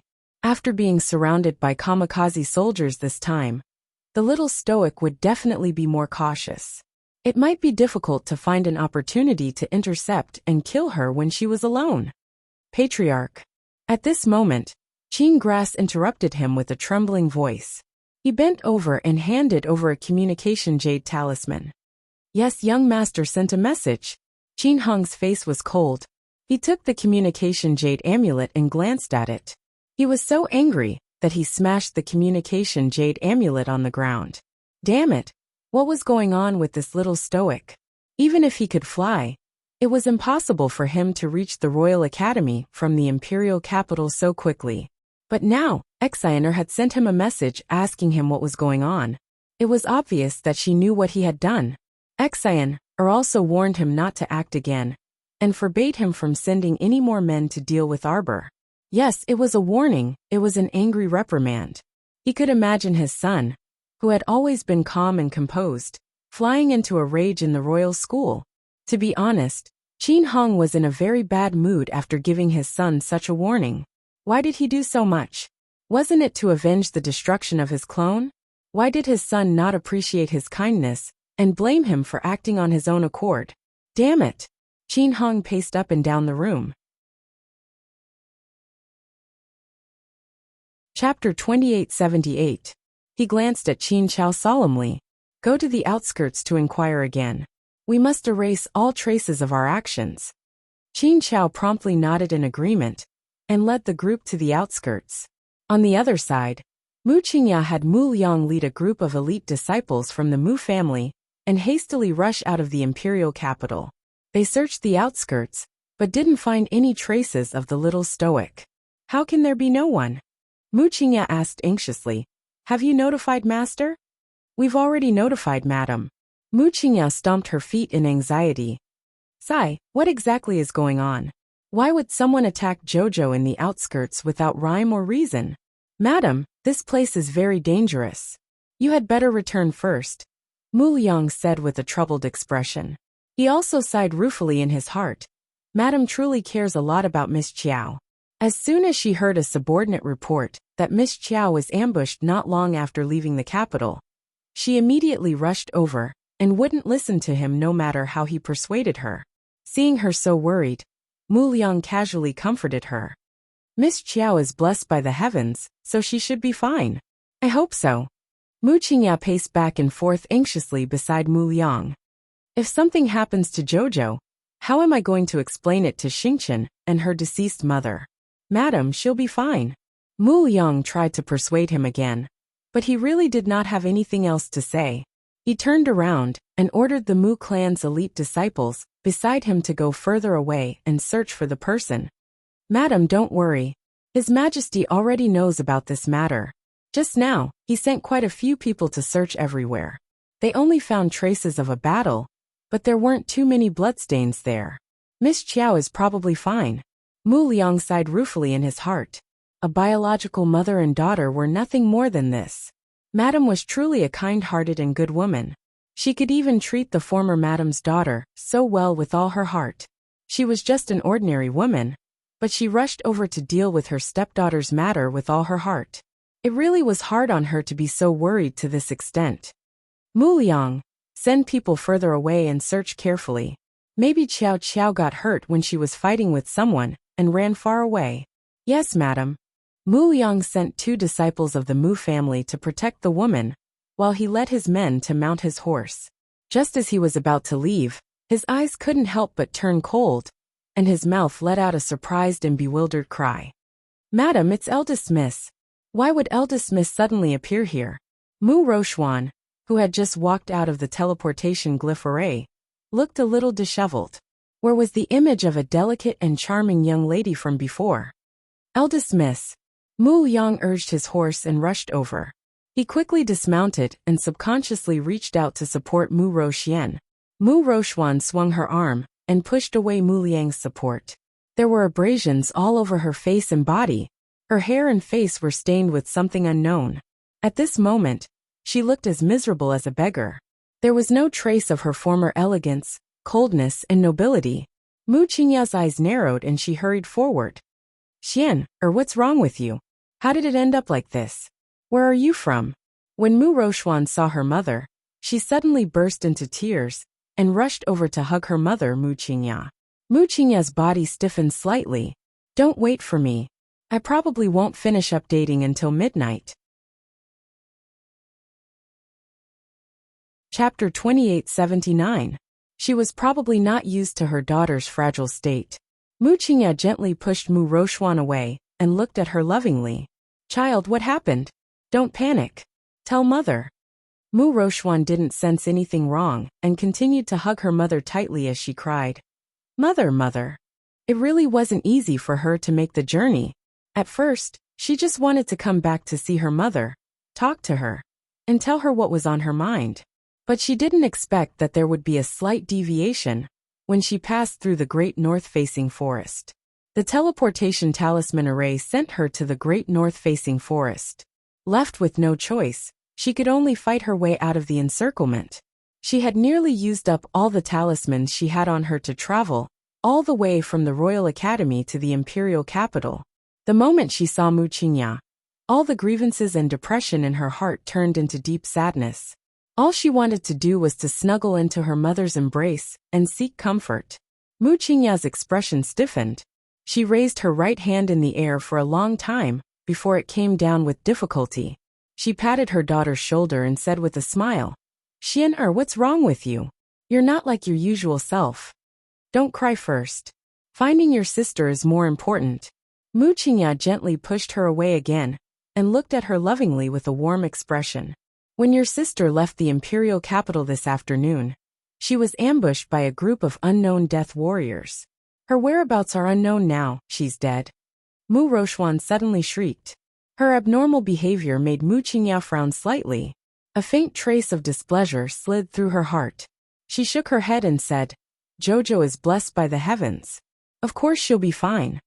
Mu Rochuan subconsciously clenched her fists. Mother, I have something to tell you. You suddenly came back from the Imperial Academy. Something must have happened. But your matter isn't urgent. Find your sister first. Sister.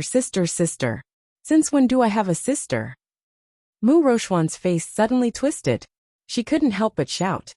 Mother, have you forgotten that I'm the one who crawled out of your stomach?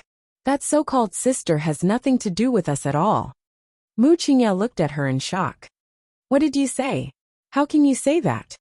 Isn't that so? She was just a wild child that no one wanted.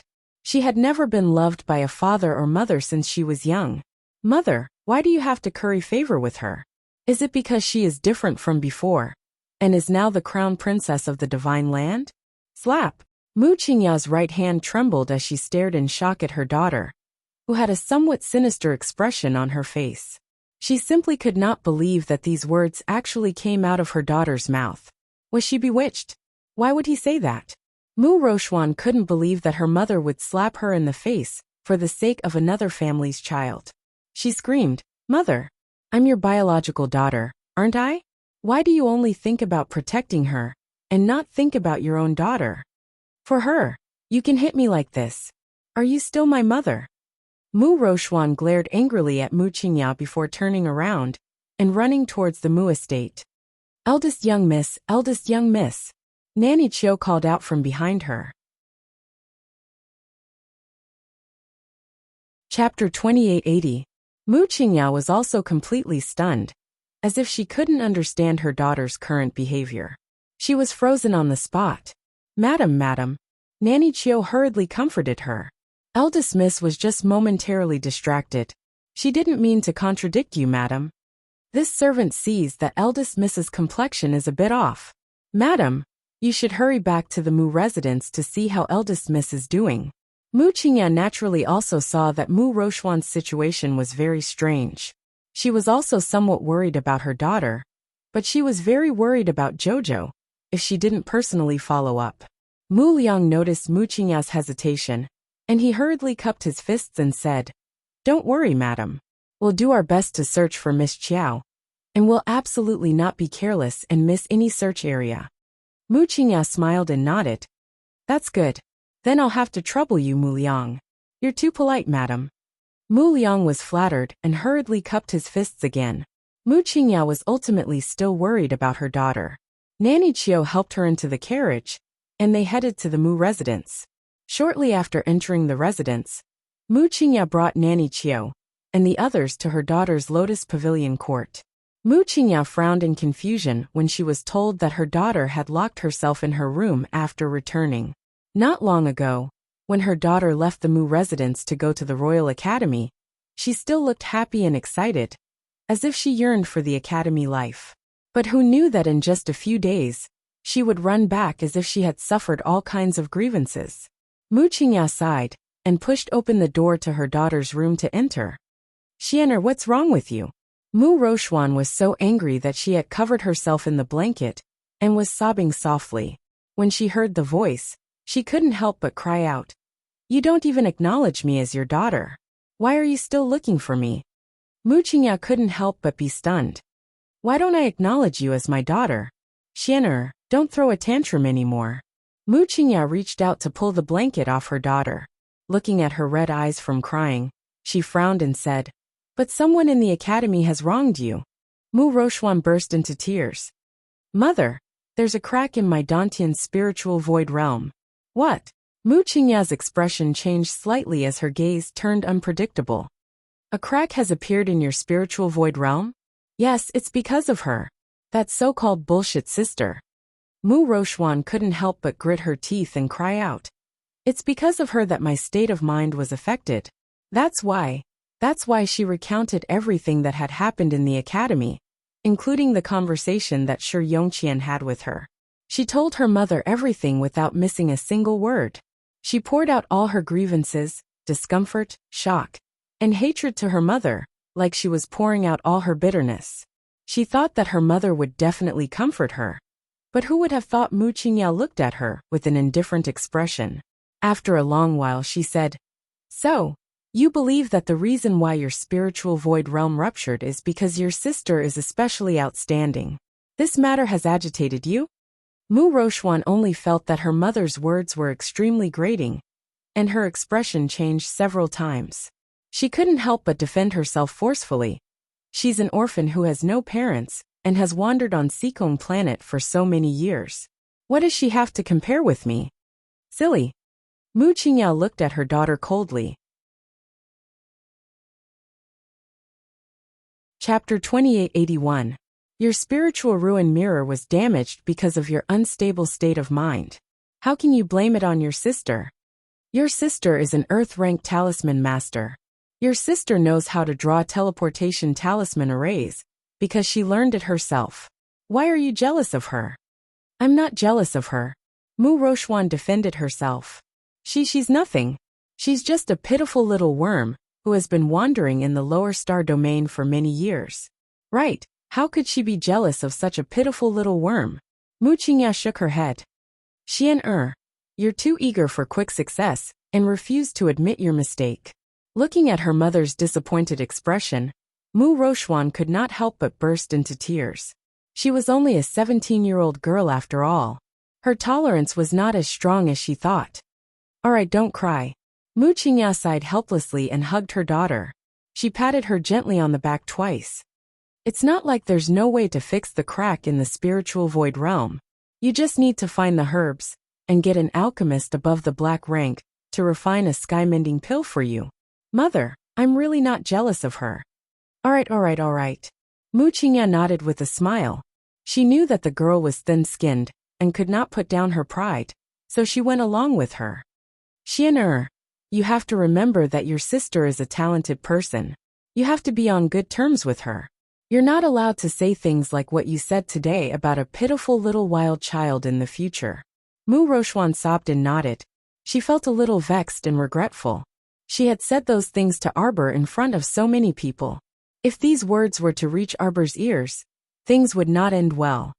Alright, Mu Liang and the rest are not outsiders. They will not spread it. However, you have to be more careful with what you say in the future. Besides, Jojo is your sister. How can you have such thoughts about your sister, and say such things? Mu Qingya patted the back of her daughter's hand. You can't write two Mu characters with one stroke. You and your sister are the legitimate daughters. You have to support the entire Mu family together in the future. The higher she goes, the better the Mu family and you will be. Don't listen to her childish words. She always wants to distance herself from our Mu family. As long as the old master is here, this relationship can't be cleared at all, you know? Mu Qingya kindly tidied up her daughter's hair, and smiled faintly at her. You were right to reject that cunning Shi Yongqian. You don't have to interact with that kind of person in the future. You and Jojo are family. Don't be instigated by outsiders, and do something stupid. Mother, I understand. Mu Rochuan lowered her head and said, Xian'er, you don't have to feel inferior. She thinks that her status is inferior to your sister's. Mother never told you, but you've been engaged since you were young. Your future husband is not much worse than the crown prince of the divine prefecture. Mu Rochuan seemed to have been struck by lightning. She stared blankly at her mother and asked in a trembling voice, Mother, what are you talking about? You left in a hurry before, so Mother forgot to tell you.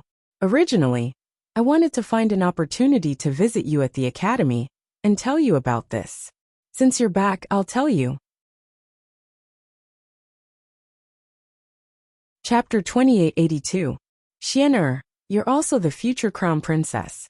The crown princess of the underworld region. I'm impossible.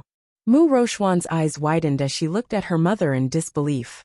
Silly child, why is it impossible? Mu Rochuan smiled. This marriage has been decided long ago. However, the underworld region's crown prince left the underworld region for some reason, and has never returned. Oh, that's right. The two of you should have met in the academy, right? Mu Qingya looked at her gently. Recently, Mother received a letter from the underworld region's imperial noble consort. This matter has been preliminarily decided. Impossible. Mu Rochuan stood up with a slightly agitated expression. Mu Qingya saw that she didn't seem very happy about this marriage, and couldn't help but frown. It's said that the underworld region's crown prince is a man of striking appearance, and extremely talented. What are you dissatisfied about? Isn't the reason why you were affected by your sister, causing your mind to be unstable, and the spiritual void realm to crack partly, because your sister has been suppressing you in every way ever since she returned to the divine continent?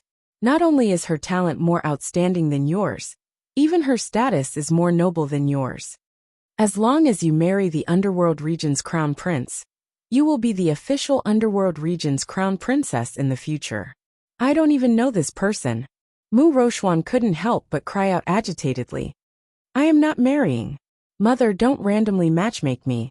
Mu Qingya couldn't help but find it funny when she saw her anxious and angry appearance. How is Mother randomly matchmaking you? The marriage contract between you and the underworld region's crown prince was written a few years ago.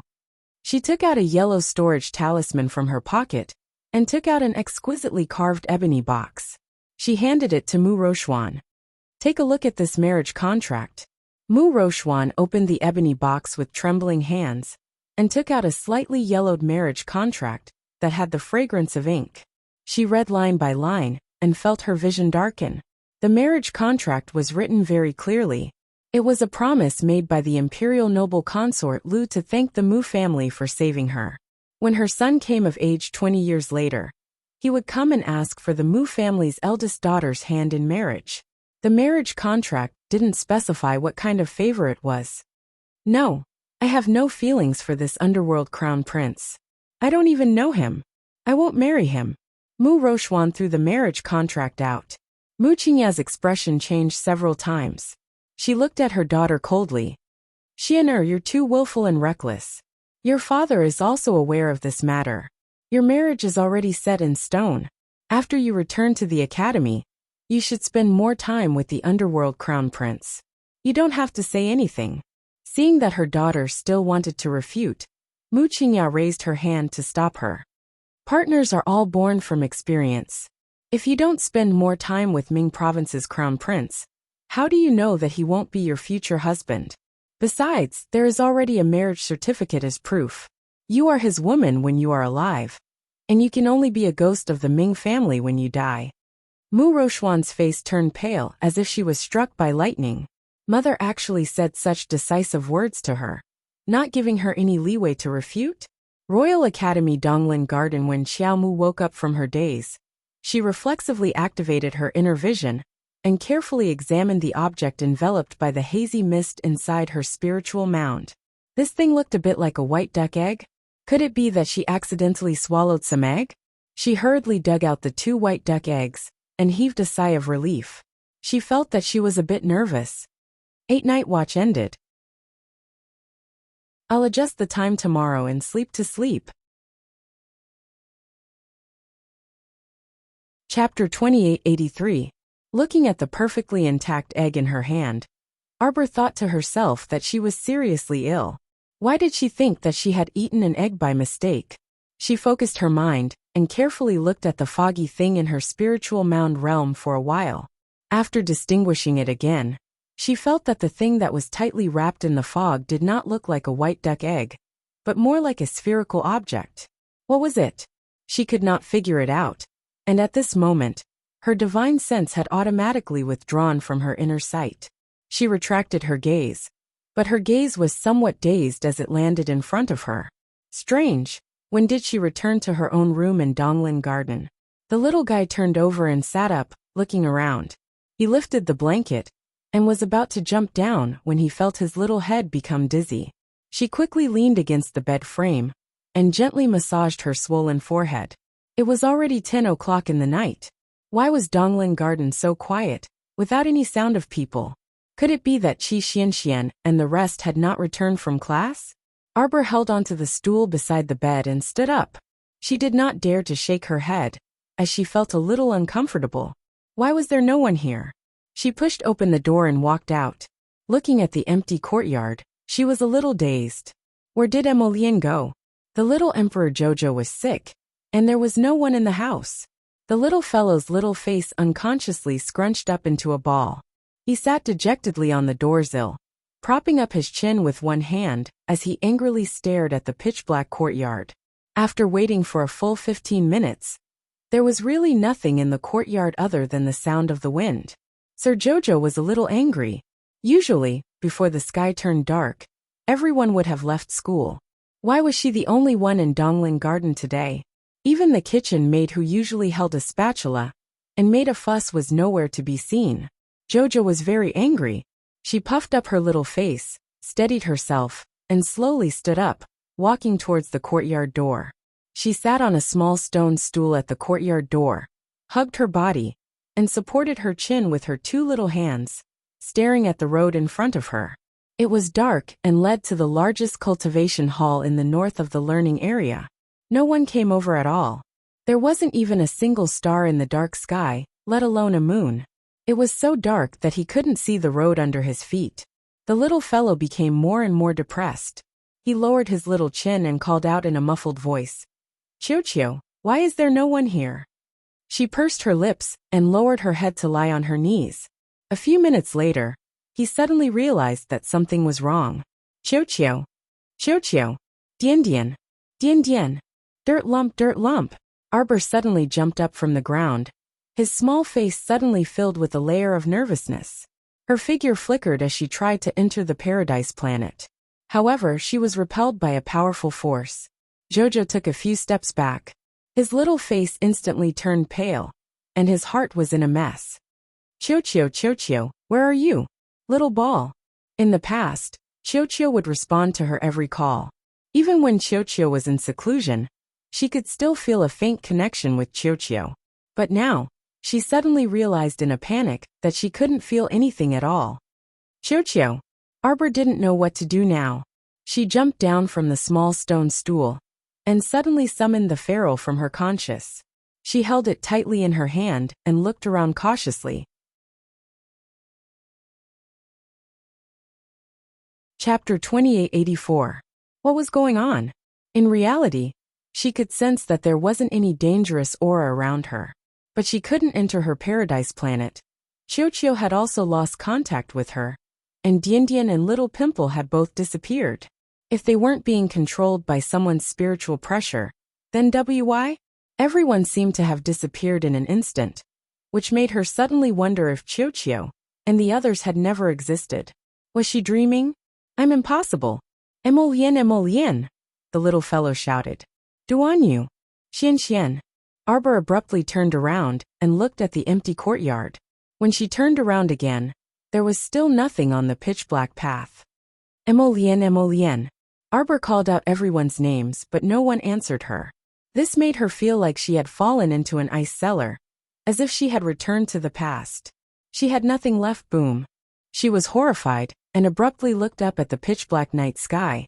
There, it was as if countless star fragments were blossoming, and the brilliant fireworks illuminated the entire courtyard in an instant. The little fellow shrank back a step, her eyes still somewhat shaken. The instant she turned around, she saw Emolien. The tall and slender figure was standing not far behind her, his gaze fixed on her. Jojo was somewhat absent-minded, and she sprinted toward him. Emolien. That figure faintly dispersed, as if what she saw just now was merely a shadow. Emolien. Jojo shouted loudly as she ran back and forth in the court. She was so anxious that her forehead was drenched in sweat, and her small face was scrunched up tightly. Under the night sky, those clusters of fireworks were like shattered stars within reach. After Arbor ran back and forth in the court for a while, she suddenly paused and dazedly looked at the figure standing at the door to her room. It was Emolien. It was him. His black hair was loosely tied up and fell behind his back. Her plain white brocade robe was as elegant as snow under the brilliant fireworks. Her features were picturesque, elegant and otherworldly. He stood in the corridor, his eyes as vast as the sea, quietly looking at her. The sparkling fireworks behind him instantly became his background. Sir Jojo shrank his hand, almost as if he did not dare to walk over, until the man opened his arms and made a gesture of hugging her. Without any hesitation, the little fellow ran over and bumped into her arms without any rhyme or reason. It wasn't until her small hands hugged his warm waist that she realized that the person in front of her wasn't an illusion. Emolien, where did you and the others go? Miss Chow was depressed and a little scared. Just now, she was standing alone at the entrance of the courtyard. That feeling was really uncomfortable. It felt as if the whole world had thrown her away. Emolien, where did you run off to? Why is there no one at home? Where is there? The little fellow looked up. When she saw his calm eyes looking at her, her heart inexplicably trembled slightly. What's wrong? Based on the intuition of a small animal, Sir Jojo inexplicably felt that a storm was coming. Did you feel scared just now? Sir Jojo subconsciously nodded his little head. In the next second, he pressed his lips down and ruthlessly crushed them. Sir Jojo hurriedly reached out to push him, but his hands were held back and pushed against the door with great force.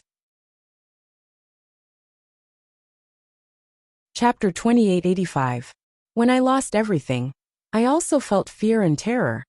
Emolien bit down hard on her little mouth and pressed his lips against hers, almost whispering, "But I almost lost everything today. Because you were willful and disobedient. Because of you." His voice was so low that it sounded right by her lips. That storm-like kiss from before was like a spring breeze, and rain in the end, soft and gentle. making people feel indescribably uncomfortable. Arbor stuttered for the first time. Then he thought about it, and felt that this situation was a bit off. You did it on purpose. Jojo finally understood and angrily glared at him with a pair of big black eyes. Then what about Qiuqiu? You deliberately made Qiuqiu, and the rest ignore me. Miss Qiao was so angry that her eyes were a bit red. Just now, when Qiuqiu Dian, and the others ignored her, and she couldn't enter Paradise Planet, she really panicked. Since the first day of her rebirth, Qiuqiu had always been by her side. Her relationship with Qiuqiu wasn't something that could be described simply as master and servant. Master, this time I really didn't want to bother with you. It wasn't the Crown Prince who told me to ignore you. It was me who wanted to cooperate with him, Qiuqiu suddenly said. The little water child in Paradise Planet wanted to go up and cover its mouth. But it was almost too late. Why was this death-seeking child so honest? Couldn't you just push the blame to Prince Mo? Why did you have to admit it yourself? The little dirt lump at the side blinked and nodded repeatedly. Qiuqiu is right, it's right. Little Master should be taught a profound lesson. That's right. We took the initiative to cooperate with His Highness the Crown Prince this time. Miss Qiao's little face was red with anger, and all the hairs on her body stood up. These brats all wanted to rebel, right? Just now she had called them all, but no one bothered with her. She was really so flustered that she couldn't tell north from south. Emolian leaned close to her lips and looked at her calmly. Jojo, you can trust your friends. As he spoke, he stared deeply into her eyes. Arbor's heart trembled slightly. He said stubbornly, I don't distrust you. I don't trust you, friend. Look at me. What do you see now? An angry expression, Jojo answered honestly. What else? You can't hit me. I've already grown up. I can't spank her but old anymore. Arbor struggled in his arms. Thinking of this person's past, he suddenly felt a little uncomfortable. That reminds me, Emolian said faintly. Arbor was dumbfounded. He quickly reached out and pushed him. I know why you're angry. I didn't do it on purpose. She was just too angry at that time. So she thought that she must use her own ability to kill those men of sacrifice who came to kill her. But you scared me like this today. You're not good either. You also have to apologize to me. Miss Qiao's little face darkened as she nagged. You have to compensate. I still have to compensate. A figure suddenly jumped out from the shadows of the corridor. I told you, this little girl. You can't reason with her at all. I have to beat her up today. Chapter 2886. Ant Master. She saw Yang Shirong suddenly jump out and dash toward her with a dark expression. Arbor hastily shrank back into Emolien's arms and tugged at his sleeve. I can forgive you for scaring me earlier. Persuade Ant Master to return. With Prince Mo's wit and eloquence, he could definitely pacify Ant Master Yang with a few words. When Emolien ignored her, Sir Jojo felt that his authority as the little emperor had been severely challenged. She glared at him in a huff and hastily hid behind him. Ant Master, what are you doing? Everyone is watching. She finally realized that Emolien and Duanyu, these two idiots, had used their presences to isolate everyone earlier. In reality, they were all standing in the shadows and watching her frantically run around to call for them. Simply vile. Yang Shirong ran to her side and pulled the little fellow out from behind Emolien without a second word. Do you know where you were wrong? Sir Jojo really wanted to shake her head, but the situation forced her to, so she could only nod obediently. Speak. Jojo shrunk her neck. I shouldn't have tried to show off. But the path of cultivation is filled with tribulations to begin with. You must grow and mature in battle. The more the little fellow spoke, the more fluent she became. How can a flower in a greenhouse grow? I didn't do it on purpose. However, when she saw Yang Shirong's face turn darker and darker toward the end, she quietly lowered her voice. That's quite reasonable. Dao Wuji couldn't help but chuckle as he ran out to stir up trouble. It's not that Ant Master doesn't want you to grow, but you also have to look at the situation. If you fought one-on-one, Ant Master has nothing to say. But you clearly saw so many kamikaze warriors besieging you. 2 fists are no match for 4 hands, So why didn't you call for help? Peach Blossom clearly wanted to help you. So why did you have to stop her? A certain venerable immortal called Peach Blossom looked at Ant Master Yang in bewilderment. Ant Master, I've emphasized to you many times that I'm not called Peach Blossom. I'm called Shurchin. Also Peony and Ginkgo. Why didn't you ask them to come out and help? You've already been beaten up by the crowd, yet you're still trying to show off. Is this the way of cultivation you speak of? The two sisters, Peony and Ginkgo, looked at each other silently before looking at the venerable Peach Blossom immortal with sympathy. Jojo's martial uncle had categorized the Peach Blossoms into the ranks of the sisters. Peach Blossom, Peony, Ginkgo, these were all very normal titles. Why did it sound like a brothel in martial uncle's mouth? Damn. You weren't fighting with anyone at all. You were being one-sidedly ganged up on. Duan, you said irritably. Jojo, ask yourself honestly. Was it purely because you didn't want us to help? Yuan Shurchin sighed.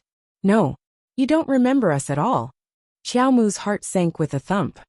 At that time, when Qiuqiu called you, you blurted out the words to stop it. Do you know the reason? Yuan Shurchin gazed deeply at her. You weren't conversing with Qiuqiu at all. No. Arbor shuddered and reflexively refuted Yuan Shurchin. You had already entered a demonic state at that time, so you didn't remember us at all. We could have helped you. So they punished her, and made her experience what it was like to have no friends or family. They wanted her to firmly remember today. Chapter 2887. The reason why she had rejected Qiuqiu so quickly was just as Shurchin had said. That was because she was talking to herself, and not Qiuqiu. That sentence, "Don't let anyone help me," was the best description of her thoughts at that time. She didn't need anyone's help. She didn't need anyone's help. Even if she was alone, she could solve everything. Jojo, you're no longer alone. Yang Shirong reached out and smoothed her hair, a trace of affection in her eyes. Seeing that you're the birthday girl today, I'll remember this beating for now. If you do it again, I'll beat you up too. Qi Xianxian, who was at the side, couldn't help but rush forward and hug her tightly. She reached out and lightly punched her shoulder. Jojo, no matter what happens in the future, remember that I'll always be there for you. Happy 16th birthday. Arbor was stunned. She didn't remember that today was her birthday at all. No wonder when she left the royal school, Emo Lian had repeatedly told her that she must come back today. She turned her head to look at him, only to see him looking at her calmly. His eyes seemed to be emotionless, but it was because of him that the little fellow couldn't help but shrink her neck. This was really an unforgettable birthday party. She had been hunted down in the afternoon, and had finally managed to kill them back. When she returned to the royal school, she had been given a solid shock. Now, although everyone had handed over their compensation gifts, the little fellow was still a little shaken. Although there was still a trace of fear in her heart, she was more happy than happy. The feeling of regaining something that she had lost made her a little confused. She felt that after staying in the crowd for so long, she didn't want to go back to the cold castle surrounded by high walls. Emolian didn't say much, only silently accompanying her by her side. They accompanied her to distribute the cakes and eat until late at night. Only then did everyone return to their rooms to rest. The little fellow was a little worried. Seeing that everyone had left, she pretended to be tired and raised her hand to yawn. I'm going to sleep too. She walked towards her room, but just as she was about to enter the room, she bumped into the man with a bang. What are you doing? The little emperor baby couldn't help but shout. I've tolerated you all night. He had remained silent and expressionless all this time, following by her side. Could it be that he was influenced by the company he kept, and wanted to be the second expressionless face? Ba ba ba ba. How could she say that she had facial paralysis? Arbor moved to the side and said angrily, Today is my birthday. What do you want? She hadn't even settled the score with him for colluding with so many people to scare her. At this moment, he still dared to provoke the little emperor. He simply did not want to be treated well. I'm not done yet. Arbor was dumbfounded. He couldn't keep up with his train of thought. What did you say? Emo Lian grabbed her little hand and directly dragged her into the side room. With a bang, the door of the side room was closed. Speak. What if she couldn't keep up with his pace at all? The little stoic was quite anxious on the inside. Why did he feel that there was something wrong with Emolien today? She felt some regret in her heart. She was also aware that the venerable Peach Blossom Immortal's words weren't without reason. When she was surrounded and attacked, the only thing on her mind was how to counterattack. She really didn't think of relying on other people's strength to counterattack. Don't wait for me. I'll say it's over when I'm done. Chapter 2888. Why aren't you saying anything? When she came back to her senses, she saw Emolien, this guy, pulling her into his embrace as he nuzzled his head back and forth on her fair and slender neck. Arbor looked at him blankly. She really didn't know what he wanted her to say. You have a bad memory. Emolien reached out to knock her head. Look at me, what did you see? An angry face. Miss Chiao answered honestly. Although he was quite handsome, his face was expressionless. One look and one could tell that under that calm exterior, there was a raging heart. Something's wrong. Worried, Arbor tried to say these two words, then raised her hand to support her forehead. Closing her eyes, she said, Dizzy head. Emolien carried her up without another word, and walked slowly towards the brocade couch at the side. What did you see? There was no light in the room at all, and it was completely dark. She wanted to ask, what could she see? There wasn't even the slightest bit of moonlight outside. Fortunately, her eyesight was outstanding. Even if it was pitch black, she could still make out his face with difficulty. The little fellow reached out to cup his face, and looked at him with a serious expression. Emolien, I was wrong this time. I won't do it again. But you weren't right either. You colluded with so many people to scare me. Until now, I'm still so scared that my heart keeps beating. Later, she would definitely settle the score with that little ball. It was simply too much. She didn't even want to think about how panicked she was when little ball didn't respond even when she called for it. What did you see? You only know how to say this one sentence? Sir Jojo was furious, but he couldn't vent his anger. Her little hand pinched his icy face hard, and she said seriously, I saw your panic and fear. Prince Emo nodded his head, and reached out to pull her into his embrace. They sat on the bed together, and he hugged her tightly without saying a word. The room was silent for a long time. Jichun told me that when you fought against the self-detonation of the two men of sacrifice, my feelings were just as you said. I was panicked and scared, even despair. Things are different now. He suddenly lowered his head and looked at her seriously. There are many things that you don't have to face alone. You need to grow, but don't disregard your own life. Even if in the future, in the face of a strong enemy who is much stronger than you will have to think of other ways to deal with them appropriately. It doesn't mean that you are weak. Jojo. He pressed his forehead against hers, his eyes fixed on her. I'm more scared than I've ever been. Because you don't cherish yourself. Arbor reflected for a moment, and held his hand. It won't happen again. Prince Emo raised his eyebrows and looked at her. Really? Sir Jojo promised, but immediately felt that he was terrified, and was a little unconvinced. You're not good today either. You even persuaded Marshal Uncle to come and scare me. I'm already so scared. Naturally, I want to get back at you. Emolien said indifferently. The little fellow almost jumped up from the bed when she saw that he dared to provoke her little emperor's dignity. He held her down with one hand, and kept her in his arms. Sir Jojo rolled his eyes at him. He stretched out his hand in front of her, and suddenly opened his palm, revealing a bright chain in his palm.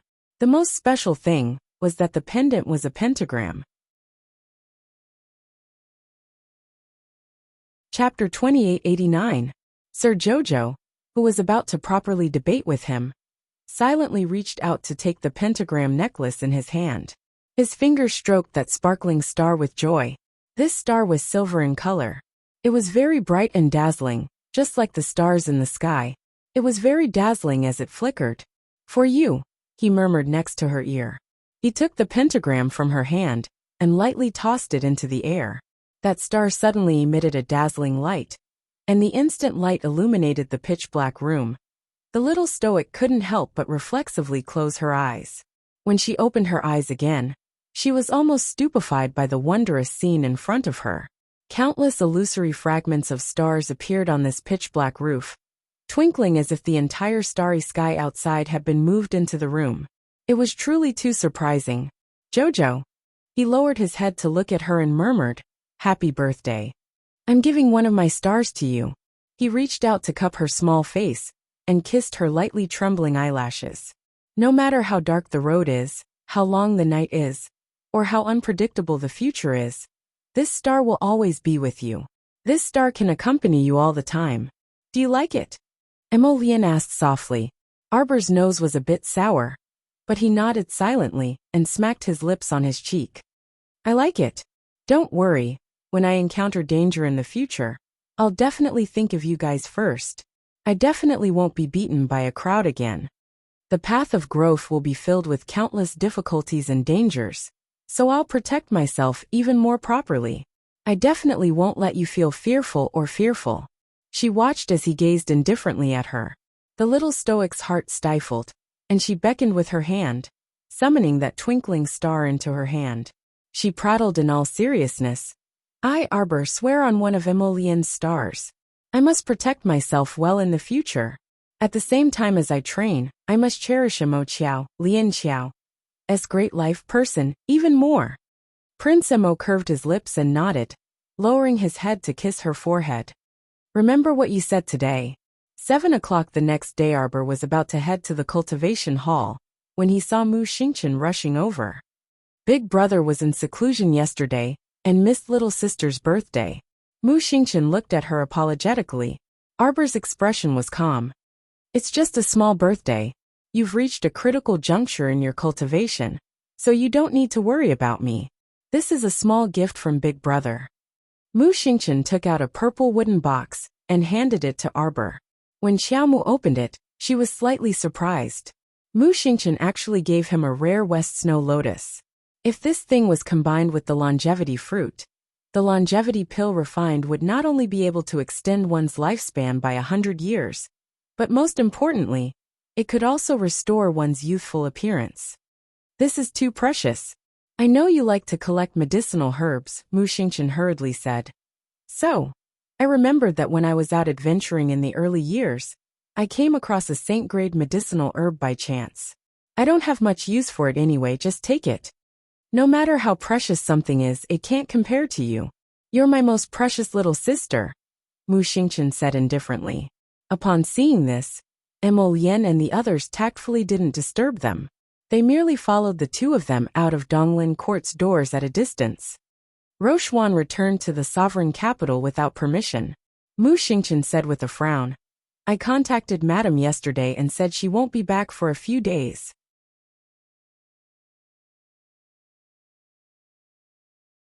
Chapter 2890. Arbor was taken aback, but she did not say anything and only nodded faintly. As for why Mu Rochuan returned to the capital without permission, what she did and such questions, she was simply not interested in knowing. Seeing her cold expression at the mention of Mu Rochuan, Mu Xingchen tactfully did not continue. Just as Arbor walked out of the door, she saw Lu Zheng and Chun Qi running over. Second Sect Master, are we going to Rosy Cloud's Peak today? Arbor's eyes twitched. I plan to ask for a leave of absence from the tutor today. Let's set off tomorrow. That's good too. Then the two of us will go back and prepare first. After thinking it over, Chun Qi took out something from his inner world and handed it to Qiao Mu with a pained expression. Second Sect Master, this subordinate doesn't have anything good to give you. Just treat this as your birthday present. Arbor was simply speechless when she saw the filthy feather in the old man's hand. Everyone looked at her with a "you're too stingy" expression, and Chun Qi involuntarily blushed. This is already the best I could find. Second Sect Master, you won't dislike this subordinate, right? Arbor was expressionless. I won't. Second Sect Master. This old man has nothing good to give you, so I'll just give you a painting. Lu Zheng was even more ruthless. She didn't know which pile of junk he had found, but he pulled out a yellowed scroll that was stained with some kind of greasy stuff. He handed it to her with a smile on his face. Actually, there's no need to be so courteous. Arbor forced out a sentence from between her teeth. You guys just returned to the Xuanji school not long ago. It won't be too late to give it to me when the Xuanji school's days are better. Hey, how can we delay a gift for second sect master? The two waved their hands, resolutely wanting to give the feather and painting to Arbor. Arbor was very exasperated. Just as she was hesitating on how to refuse, she looked up and saw Emolian and Duan Yu winking fiercely at her. She knew all too well how cunning these two were. Out of his understanding of these two people, Arbor quickly snatched the things in Lu Zheng and Chen Qi's hands and put them back into his inner world without saying a word. The two old men looked at her in confusion. The second sect leader was actually such a sect leader. How could she reach out and take such a broken thing? Thank you, Senior. Duan Yu explained with a grin. This diagram contains 18 types of formations. After Master contracts it into her conscious, she can mobilize it at any time and set up formations wherever she goes. As expected of a great formation master, Senior Lu, this mechanism diagram is simply beyond standard. Senior Chen isn't bad either. You are actually able to part with a flying divine artifact. It's as light as a feather and possesses extremely strong defensive capabilities. It's also extremely convenient to carry around. It's truly a rare treasure. What the fuck? Chen Qi and Lu Zheng silently looked at each other, and then at their empty hands. Oh my god! They were originally just putting on an act, and purposely turned the two treasures into rags, and handed them to the little stoic. They expected that the stoic-faced second sect master would definitely look down on these treasures. But who knew just because she didn't have good judgment, didn't mean that the two little rascals beside her didn't have good judgment. Chen Qi's heart ached so much that he only wanted to cry. This flying divine artifact was the best finished product he had forged in 100 years. On the other side, Lu Zheng also wanted to cry but had no tears. He just wanted to tease the second sect master. But in the end he ended up teasing himself to death. Arbor expressionlessly walked around the two of them. Chapter 2891. Chen Qi and Lu Zheng. The two of you go to a nearby town today and buy more rice, vegetables, and all kinds of daily necessities for the Xuanji sect. Prepare everything before we head to Rosy Cloud's Peak tomorrow. Bring them up as well. Since we still have to find the 101 first-generation disciples in the future, prepare what needs to be prepared first. After saying this, Arbor swaggered off with Emolian and the others, leaving behind two glaring old men. What was going on? They originally wanted to take the opportunity to tease their second-generation sect master. But it seemed like they freaking dug a hole and completely buried themselves. Chen Qi thumped his chest and stamped his feet. His heavenly horsetail feather. Lu Zheng's face was also green. My mechanism map. He spent so many years crafting it, but in the end, he completely ruined his treasure. What should he do? He really wanted to cry. The two of them looked at each other in dismay. Moreover, they were first-generation elders of the sect, going out to make large purchases like oil, salt, sauces, vinegar, tea, and the like. Shouldn't this be the chores of the sect's miscellaneous disciples? Why did they have to complete it as two great elders? Were they sure the second-generation sect master wasn't pranking them two old brothers? The two of them miserably returned to their rooms and prepared to set off. Not mentioning how the two old men went out to purchase food while feeling aggrieved, Arbor and his group of companions cheerfully headed toward the cultivation hall, after bidding farewell to Duan Yu and Emolian. The cultivation hall was located on the north side of the learning area. It was quite a distance away from the forging and concealed weapons halls on the south side. Strictly speaking, this was Chiao Mu's first time going to the cultivation hall for lessons after entering the school. Moreover, she had to ask for leave from the tutor on her first day. The little fellow rubbed her chin. How are the students getting along? Lu Yu revealed an indescribable expression for her to see. Arbor glanced at him, before turning back to look at the little fatty. What's wrong? You couldn't have been bullied, right? Those seniors in the cultivation hall really aren't very friendly, the little fatty said while pursing his lips. When we study in the cultivation hall, old students and new students mix together. Although everyone more or less knows a little about the theoretical knowledge, when it comes to the actual combat class, the freshmen are always beaten up, and the instructors can only pretend not to see it. Speaking of this, Qi Xianxian was filled with anger. Yesterday, I saw a senior bully a girl until she cried. He even forced her to hand over half of her contribution points. Qi Xianxian said angrily. What contribution points? Xiaomu hadn't gone to class for a day, but why did it feel like a century had passed? She felt confused about everything she heard. Hey, you still don't know, right? Qi Xianxian continued to nag at her. These contribution points are mainly used to purchase various resources. It's on the east side of the academy's residential area, on a contribution street. It's said that the things there are quite good, since you don't need to spend your own spirit stones. Spirit coins are very useful. Xiaomu gave an oh and nodded. Why aren't you curious about where the contribution points come from? Xiaomu blinked and said in all seriousness, why should I be curious about this thing? I don't lack supplies. Everyone was instantly speechless. Why do I feel like I can't continue chatting with her? Qi Xianxian turned to look at Lu Yu and the others in a daze. The latter shrugged and joked with a smile. Looks like you're not the only one who feels this way. Hey, let me tell you, Jojo.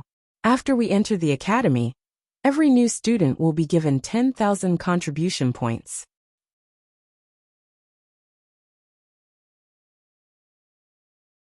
Chapter 2892. I only heard Headmaster Yun say that you can obtain mission points by accepting missions at the mission center. That's different. Points are of a higher level. Also, it's very hard to earn. Qi Xianxian seemed to want to pour out all her grievances from these 2 days on the little stoic. Reportedly, you can only obtain 10 to 50 points after completing a level 1 mission. Qi Xianxian huffed. For example, a level 1 mission is to help the Academy's medicinal garden by weeding, watering, and so on. This type of mission is usually claimed by those who have connections all year round. Oh, you're not angry at all? Qi Xianxian widened her round eyes. I heard them say that you have to gather 5,000 points before you can step into Huang Baolu. How long will it take to gather all of these 10 points? A level 2 mission is mainly to hunt a level 15 mystic beast called Ice Thread Rabbit in north-facing Great Forest. The main reason is that this Ice Thread Rabbit's fur is quite precious. It's used to weave fur collars and gloves, and it's very popular with many noble ladies and misses. Missions above level 3 require you to kill spirit beasts. Qi Xianxian felt like she was spewing out her grievances when she talked about this. Aya, I'm not talking to you about points right now. I'm talking about contribution points. Qi Xianxian stretched out her hand and poked her little head. These are contribution points. Everyone will be given 10,000 contribution points when they enter the academy. The only way to earn contribution points is through battle. Qi Xuanxuan's spittle splattered everywhere as the little stoic expressionlessly glanced at her. Moreover, it's said that pitiful worms with less than 300 contribution points will be thrown into north-facing Great Forest by themselves to train for a month. They can only return to the academy after killing 30 spirit beasts. Our dear Qi Xianxian shook her small body. She couldn't help but shiver when she thought about the possibility of being thrown into a desolate place like the north-facing Great Forest to train for a month. There was no one around, and she had to kill spirit beasts all by herself. Arbor thought that this person might have persecutory delusions. She swept her a glance and brusquely pushed away the small face that was close to her. You're thinking too much. Because contribution points can only be earned through battle. That's why those seniors are so disgusting and always challenge us freshmen. There are also some who are even worse. They use bets to cheat us of our contribution points. You've been deceived? Arbor immediately turned to look at Qi Xianxian and the rest. No. The little fatty hurriedly shook his head. Xianxian was almost cheated out of 100 contribution points by them. But in the end, seeing that we were unwilling to tolerate it, they had no choice but to not completely fall out with us. That bastard called Zhonghe lied to me and said that if I invested 100 contribution points, I would get 200 contribution points tomorrow. You're making me dizzy. Thinking about the 2 wisps of mustache from yesterday, Xianxian jumped up again. Those older students are really bad. If we're not careful, they'll set us up. In short, we have to guard against them. As they spoke, The few of them had already arrived outside the white fence outside the cultivation hall. Looking over, they could see quite a number of people gathered there, making a ruckus. Each and every one of them was filled with righteous indignation. What's going on? What's going on, ah? Qi Xianxian hastily ran over and pulled on a familiar little girl, asking, Hua, what happened? Why aren't you guys going in?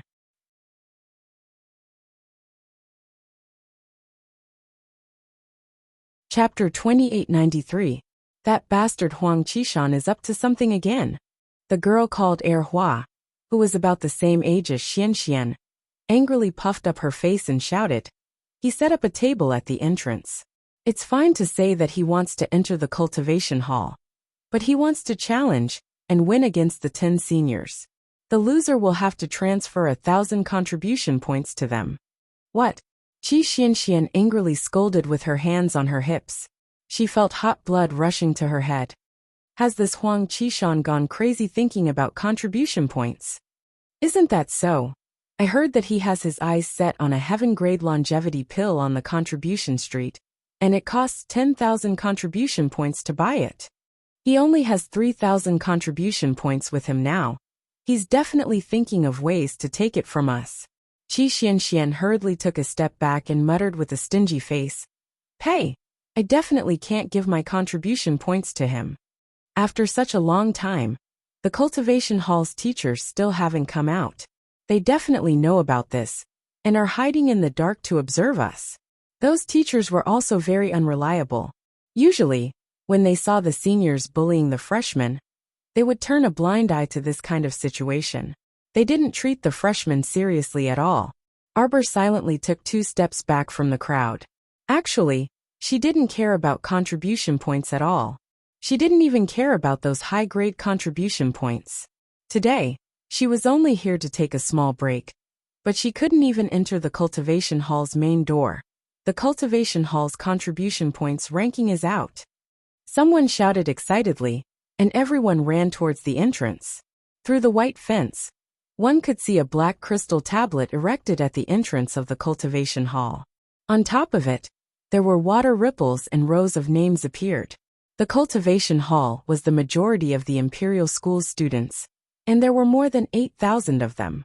As a result, more than 8,000 names were densely packed together on a black crystal tablet. It was impossible to see them clearly. Do you see me? How many contribution points do I have? We're all freshmen, so our rankings should be quite high. I see it at the front, 10,000. Everyone was talking at the same time when someone shouted, Hey, quickly look, who's in the first place? There are actually 30,000 contribution points. A group of older students who had heard the commotion also walked over. Separated by the white wooden fence, they stood in front of the black crystal tablet and looked at the name engraved on the tablet with complicated expressions. Wow, are my eyes playing tricks on me? The first place will get 30,000 contribution points. Let me see, let me see. Qi Xianxian hurriedly squeezed her way forward. Her eyeballs almost fell out of their sockets when she saw what was on the screen. She couldn't help but exclaim, Wow, Jojo, quick, quick, come and take a look. You're rich, rich, rich. What the hell is this? There's a Xian behind her name. Isn't she a new student like us? How did this new student get 30,000 contribution points the moment he entered the academy? Could it be that he miscalculated and gave me too much? You're the one who's wrong. Your whole family is wrong. Qi Xianxian turned around and glared at the young man. She squeezed out of the crowd and grabbed Jojo's hand. Jojo, you're rich. You have 30,000 contribution points. What's the use? Arbor was expressionless. It can be exchanged. Qi Xianxian suddenly felt that she couldn't continue. That's right. What's the use of keeping it with Jojo? Happy New Year. She had to wait. There were still 3 more chapters to go. It was really the end of the year.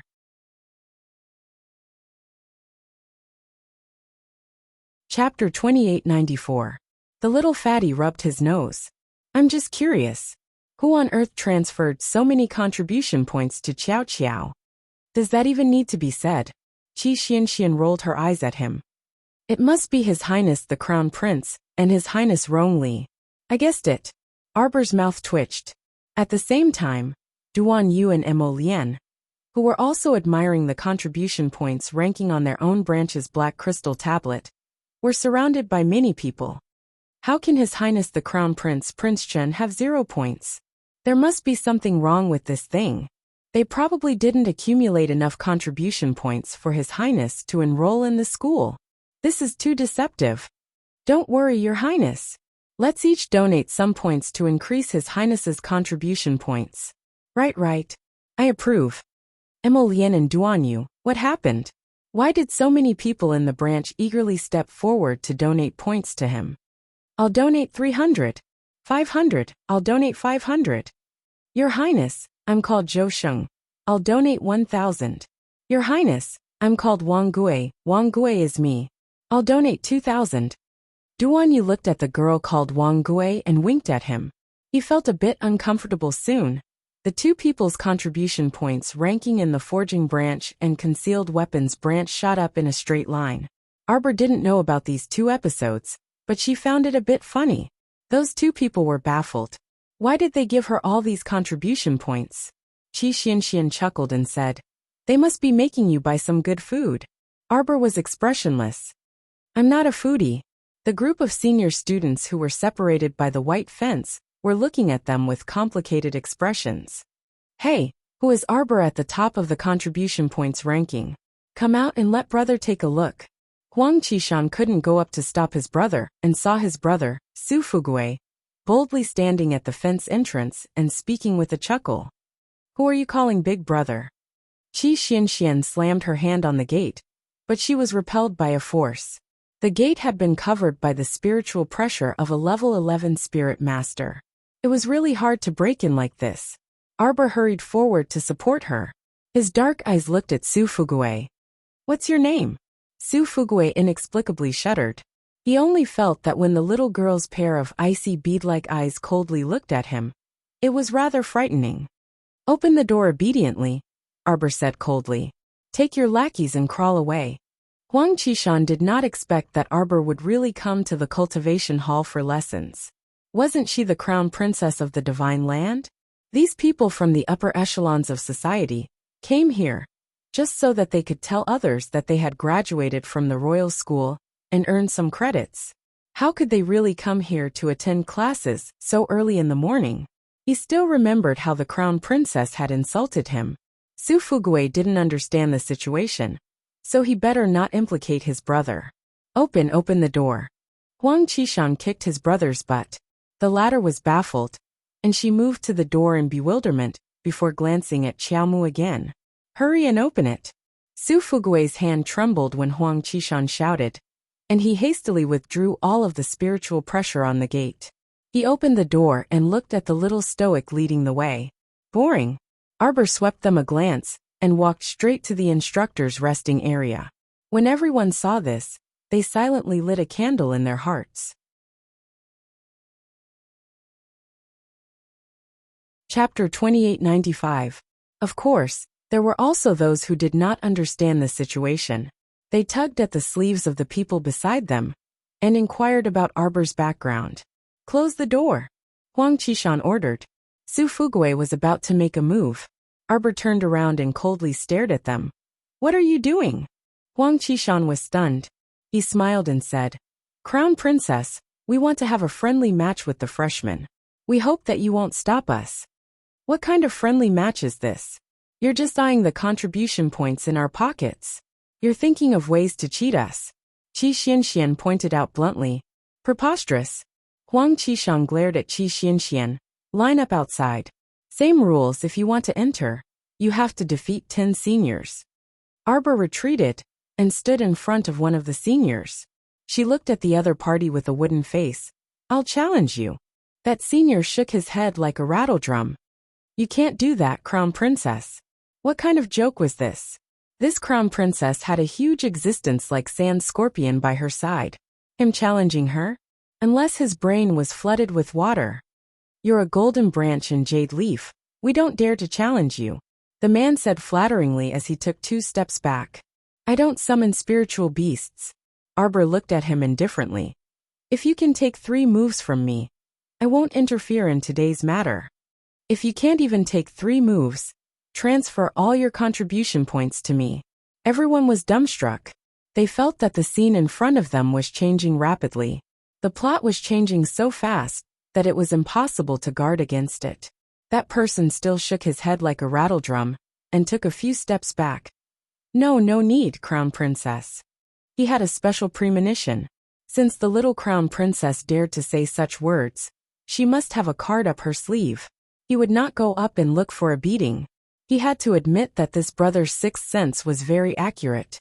After retreating a few steps, he hurriedly turned around and retreated to the side, no longer standing among the 10 senior students who were being challenged. Huang Qishang glanced at him coldly, but did not say anything. After all, even he didn't dare to challenge this person, let alone the other students. Open the door. She did not care about the others. She knew that Xian and the others could not be stopped outside. Su Fugue obediently opened the white fence and glared at the snickering crowd. Why are you all blocking the entrance? Move aside, move aside, move aside. Not long after Arbor arrived at the teacher's office, Ali and his men forcibly opened up a path in the crowd for Akir and Mayas to pass through. When Instructor Ma and Instructor Gao of the cultivation hall saw that Arbor had come to ask for leave on the first day of class, their faces unknowingly tensed up. Applying for leave will result in a deduction of 500 contribution points per day. Have you thought about it? Isn't it 50? Arbor pointed at the regulations hanging behind the teachers and said calmly.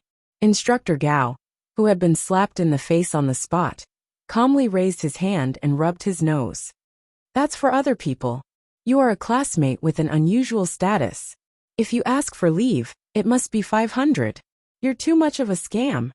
Although Qiaomu did not have much desire for contribution points, she was not a sucker. How could she allow someone to deduct 500 points so casually? She was unhappy, and her thin brows knitted together. You should follow the regulations. Not a single point more.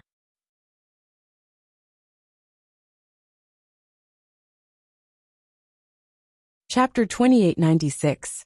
Instructor Gao's thick brows arched as he said in displeasure. You're ranked first in terms of contribution points right now.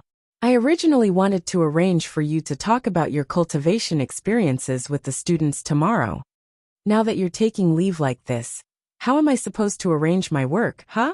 On the side, Instructor Ma's mouth twitched as he frantically winked at Instructor Gao. Instructor Gao looked at him speechlessly. What are you doing? Are your eyes uncomfortable? To hell with your uncomfortable eyes. Instructor Ma glanced at Instructor Gao in disdain. He wanted to remind him.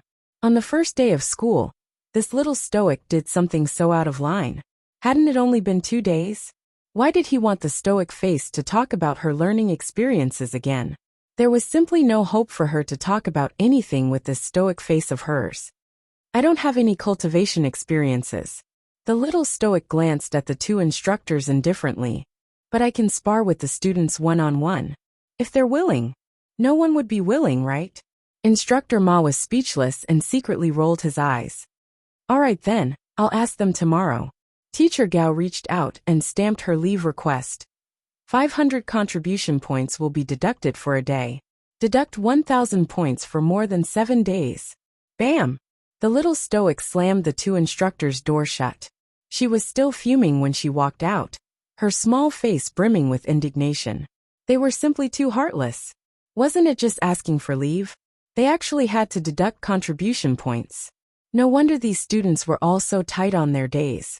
Contribution points were truly earned at a snail's pace and consumed very quickly. When Qi Xian and the others saw her walk out of the instructor's office in a huff, they quickly went up to her and asked, Jojo, why are you so angry? What happened? It's nothing. She pulled a long face and couldn't resist saying, the instructors are all too stingy.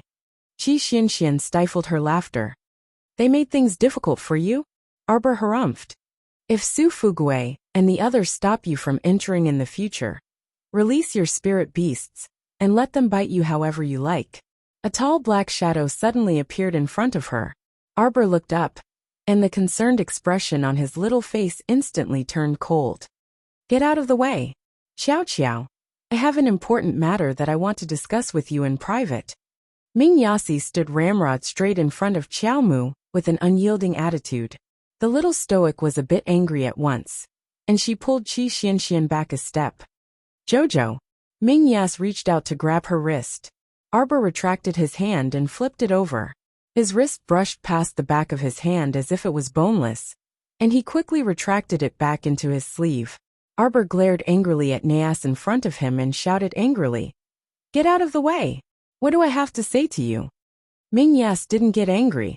He just looked at her indifferently and said, "It's about the marriage contract from 20 years ago. I'm sure you'll be interested to know." "What marriage contract from 20 years ago?" Arbor was puzzled. "Come with me." "Jojo, don't go with him."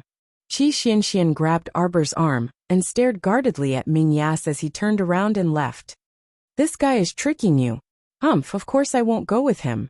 Arbor threw him a cold glance. However, the result of ignoring him was that a marriage contract was posted in front of the dining hall's entrance at noon. The end of the 6th night watch. Broken sleep.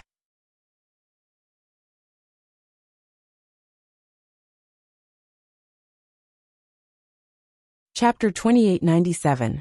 At first, Arbor didn't know that Ming Yas had done such a good deed at the cafeteria. By the time Qi Xianxian, and the others went over to eat, there was already a large crowd at the entrance of the cafeteria. They were gathered in 2s and 3s, pointing and watching. Seeing Arbor walk over, these people shut their mouths and winked at her with mocking smiles. Arbor was quite baffled. When she went up and saw the marriage contract, she was about to explode in anger. Most importantly, there was a small note floating below the marriage contract. Our dear Qiao Mu's name was impressively written on it. Lu Yu and the others were startled and turned to look at Arbor in unison. "Jojo, what's going on?" "Crazy." Arbor clenched her small fists and tore down the marriage contract and small note. She asked a snickering male student, "Where is Ming Yas?" The male student shrunk his neck and cautiously pointed to the 2nd floor of the cafeteria. Arbor leaped up with a whoosh and directly jumped over the railing on the 2nd floor. She couldn't control the anger that wanted to erupt from her entire body. Like a little lion, the little guy rushed to the door of a private room and kicked the door of the private room flying with a bang. A man in tiger skin suddenly jumped to the middle of the room and shouted in a low voice. Then he grabbed a stool and smashed it at the door. When the two collided, wood splinters flew everywhere. A watercolored light curtain appeared in the middle, blocking all the wood shavings outside and not contaminating their bodies. Akira immediately jumped up from the stool and glared at Arbor, who had barged in with her beautiful eyes. She shouted angrily, "What are you doing?" Anger flashed in Akira's eyes, and she casually threw a dirt ball straight at Arbor's face. "Akira, stop," Yas shouted coldly, but Akira already couldn't stop. She had thrown the dirt ball, so there was no reason to take it back. That earthen ball smashed towards Qiao Mu's face at an extremely rapid speed. Miss Qiao's expression was abnormally cold and severe. She grasped a circle of water spirit energy in one hand, and the bright, watery spirit energy suddenly enveloped the dirt ball that Akira had thrown. It was as if the earth ball was covered by a transparent water spirit barrier, and the earth ball was completely under the palm of his hand. This kind of water spirit control stunned Akira, and she couldn't help but feel a bit frightened. She had a bad feeling. "Akira, get out of the way," Ali shouted in alarm. In the blink of an eye, the dirt ball that Akira had thrown was fiercely thrown back at Akira's face. Ah! Akira was so scared that she was as dumb as a wooden chicken. She even forgot to move her feet. She stood upright in the middle of the room and was about to be hit by the dirt ball. A black shadow quickly came to her side, grabbed her collar, and threw her to the side of a stool. Bang! Akira's butt landed heavily on the stool. She howled in pain and grimaced as she looked at Yas. Yas appeared where she had been standing and controlled the dirt ball that Arbor had thrown back with one hand. The dirt ball appeared very smooth and obedient in his hand. It spun around between his slender fingers, and the spirit energy slowly dispersed and was absorbed by his fingers. The man pursed his thin lips tightly and stared fixedly at the little girl in front of him with hawk-like eyes. What a ruthless heart. Chapter 2898. Just now, if he hadn't helped in time, would Akir have been able to keep her life? That was definitely not possible. Akir was merely a level 7 spiritualist who relied on a pile of medicine. She had no chance of winning against the little girl. Moreover, Akir had relied on heavenly earth mithril to barely comprehend the origin of the earth spirit. Her talent naturally couldn't compare to even one of the little girl's fingers. They hadn't seen each other in a long time. This little girl was still so ruthless. She threw dirt balls at people's heads without saying a word. She was clearly aiming to take their lives. Arbor coldly looked at the man with pursed lips in front of her, and threw the tattered marriage contract at him. What is this? Why did you say that? Ming Yasi looked at her with a spurious smile. In the morning, I said I wanted to talk to you. So her rejection was met with such harsh treatment? She wasn't a cat or a dog. Why did she have to be present and listen to his nonsense when he said he wanted to talk? Arbor angrily glared at him with her almond-shaped eyes and coldly looked at him. You're courting death. How dare you? Akir sat up straight on the stool and glared at Arbor with red eyes. You're too impudent, Arbor. Shut up. Arbor and Ming Yasi turned around and shouted at her at the same time. Akir looked at the two in shock. It was bad enough that this damned woman Arbor shouted at her, but now even His Highness Yasi was shouting at her like this. Akir felt that her life was very miserable, and couldn't help but sob while covering her face. Take Akir out. Ming Yasi pursed his lips, anger and irritation flashing through his hawk-like eyes. Waving his hand, he turned around and ordered Ollie. You guys go out too. What a sin. Ollie glanced at his elder brother, and couldn't help but sigh. He stepped forward and pulled Akir up. Let's go, Akir. No, I'm not going out. Don't pull me out. Akir twisted her waist and shouted in exasperation. This woman must have cast some kind of goo on His Highness Yasi. Otherwise, how could this woman gain His Highness Yasi's favor with such a vile attitude? This was completely impossible. The only thing Akir could think of was the goo poison technique used by the people of the primal land. Get out! ACI roared again impatiently. He hadn't expected Arbor to arrive so quickly. If he had known, he wouldn't have let the meddlesome Akir stay here and ruin things. Akir, let's go. Ollie helplessly pulled up the writhing Akir, and secretly gave her a warning glare. He lowered his voice and said, Do you want the Crown Prince to be angry, drive you far away, and never allow you to return? Akir was instantly speechless. She turned her head and glared fiercely at Arbor, before reluctantly following Ollie out. However, she wasn't willing to go far. She went to the opposite room and chased the students out. She opened the door and stared at Yas and Arbor. In any case, the door to His Highness Yas's room had been completely destroyed by Arbor. Now that they were sitting opposite, they could see everything clearly. Your explanation, Arbor said bluntly with a cold expression.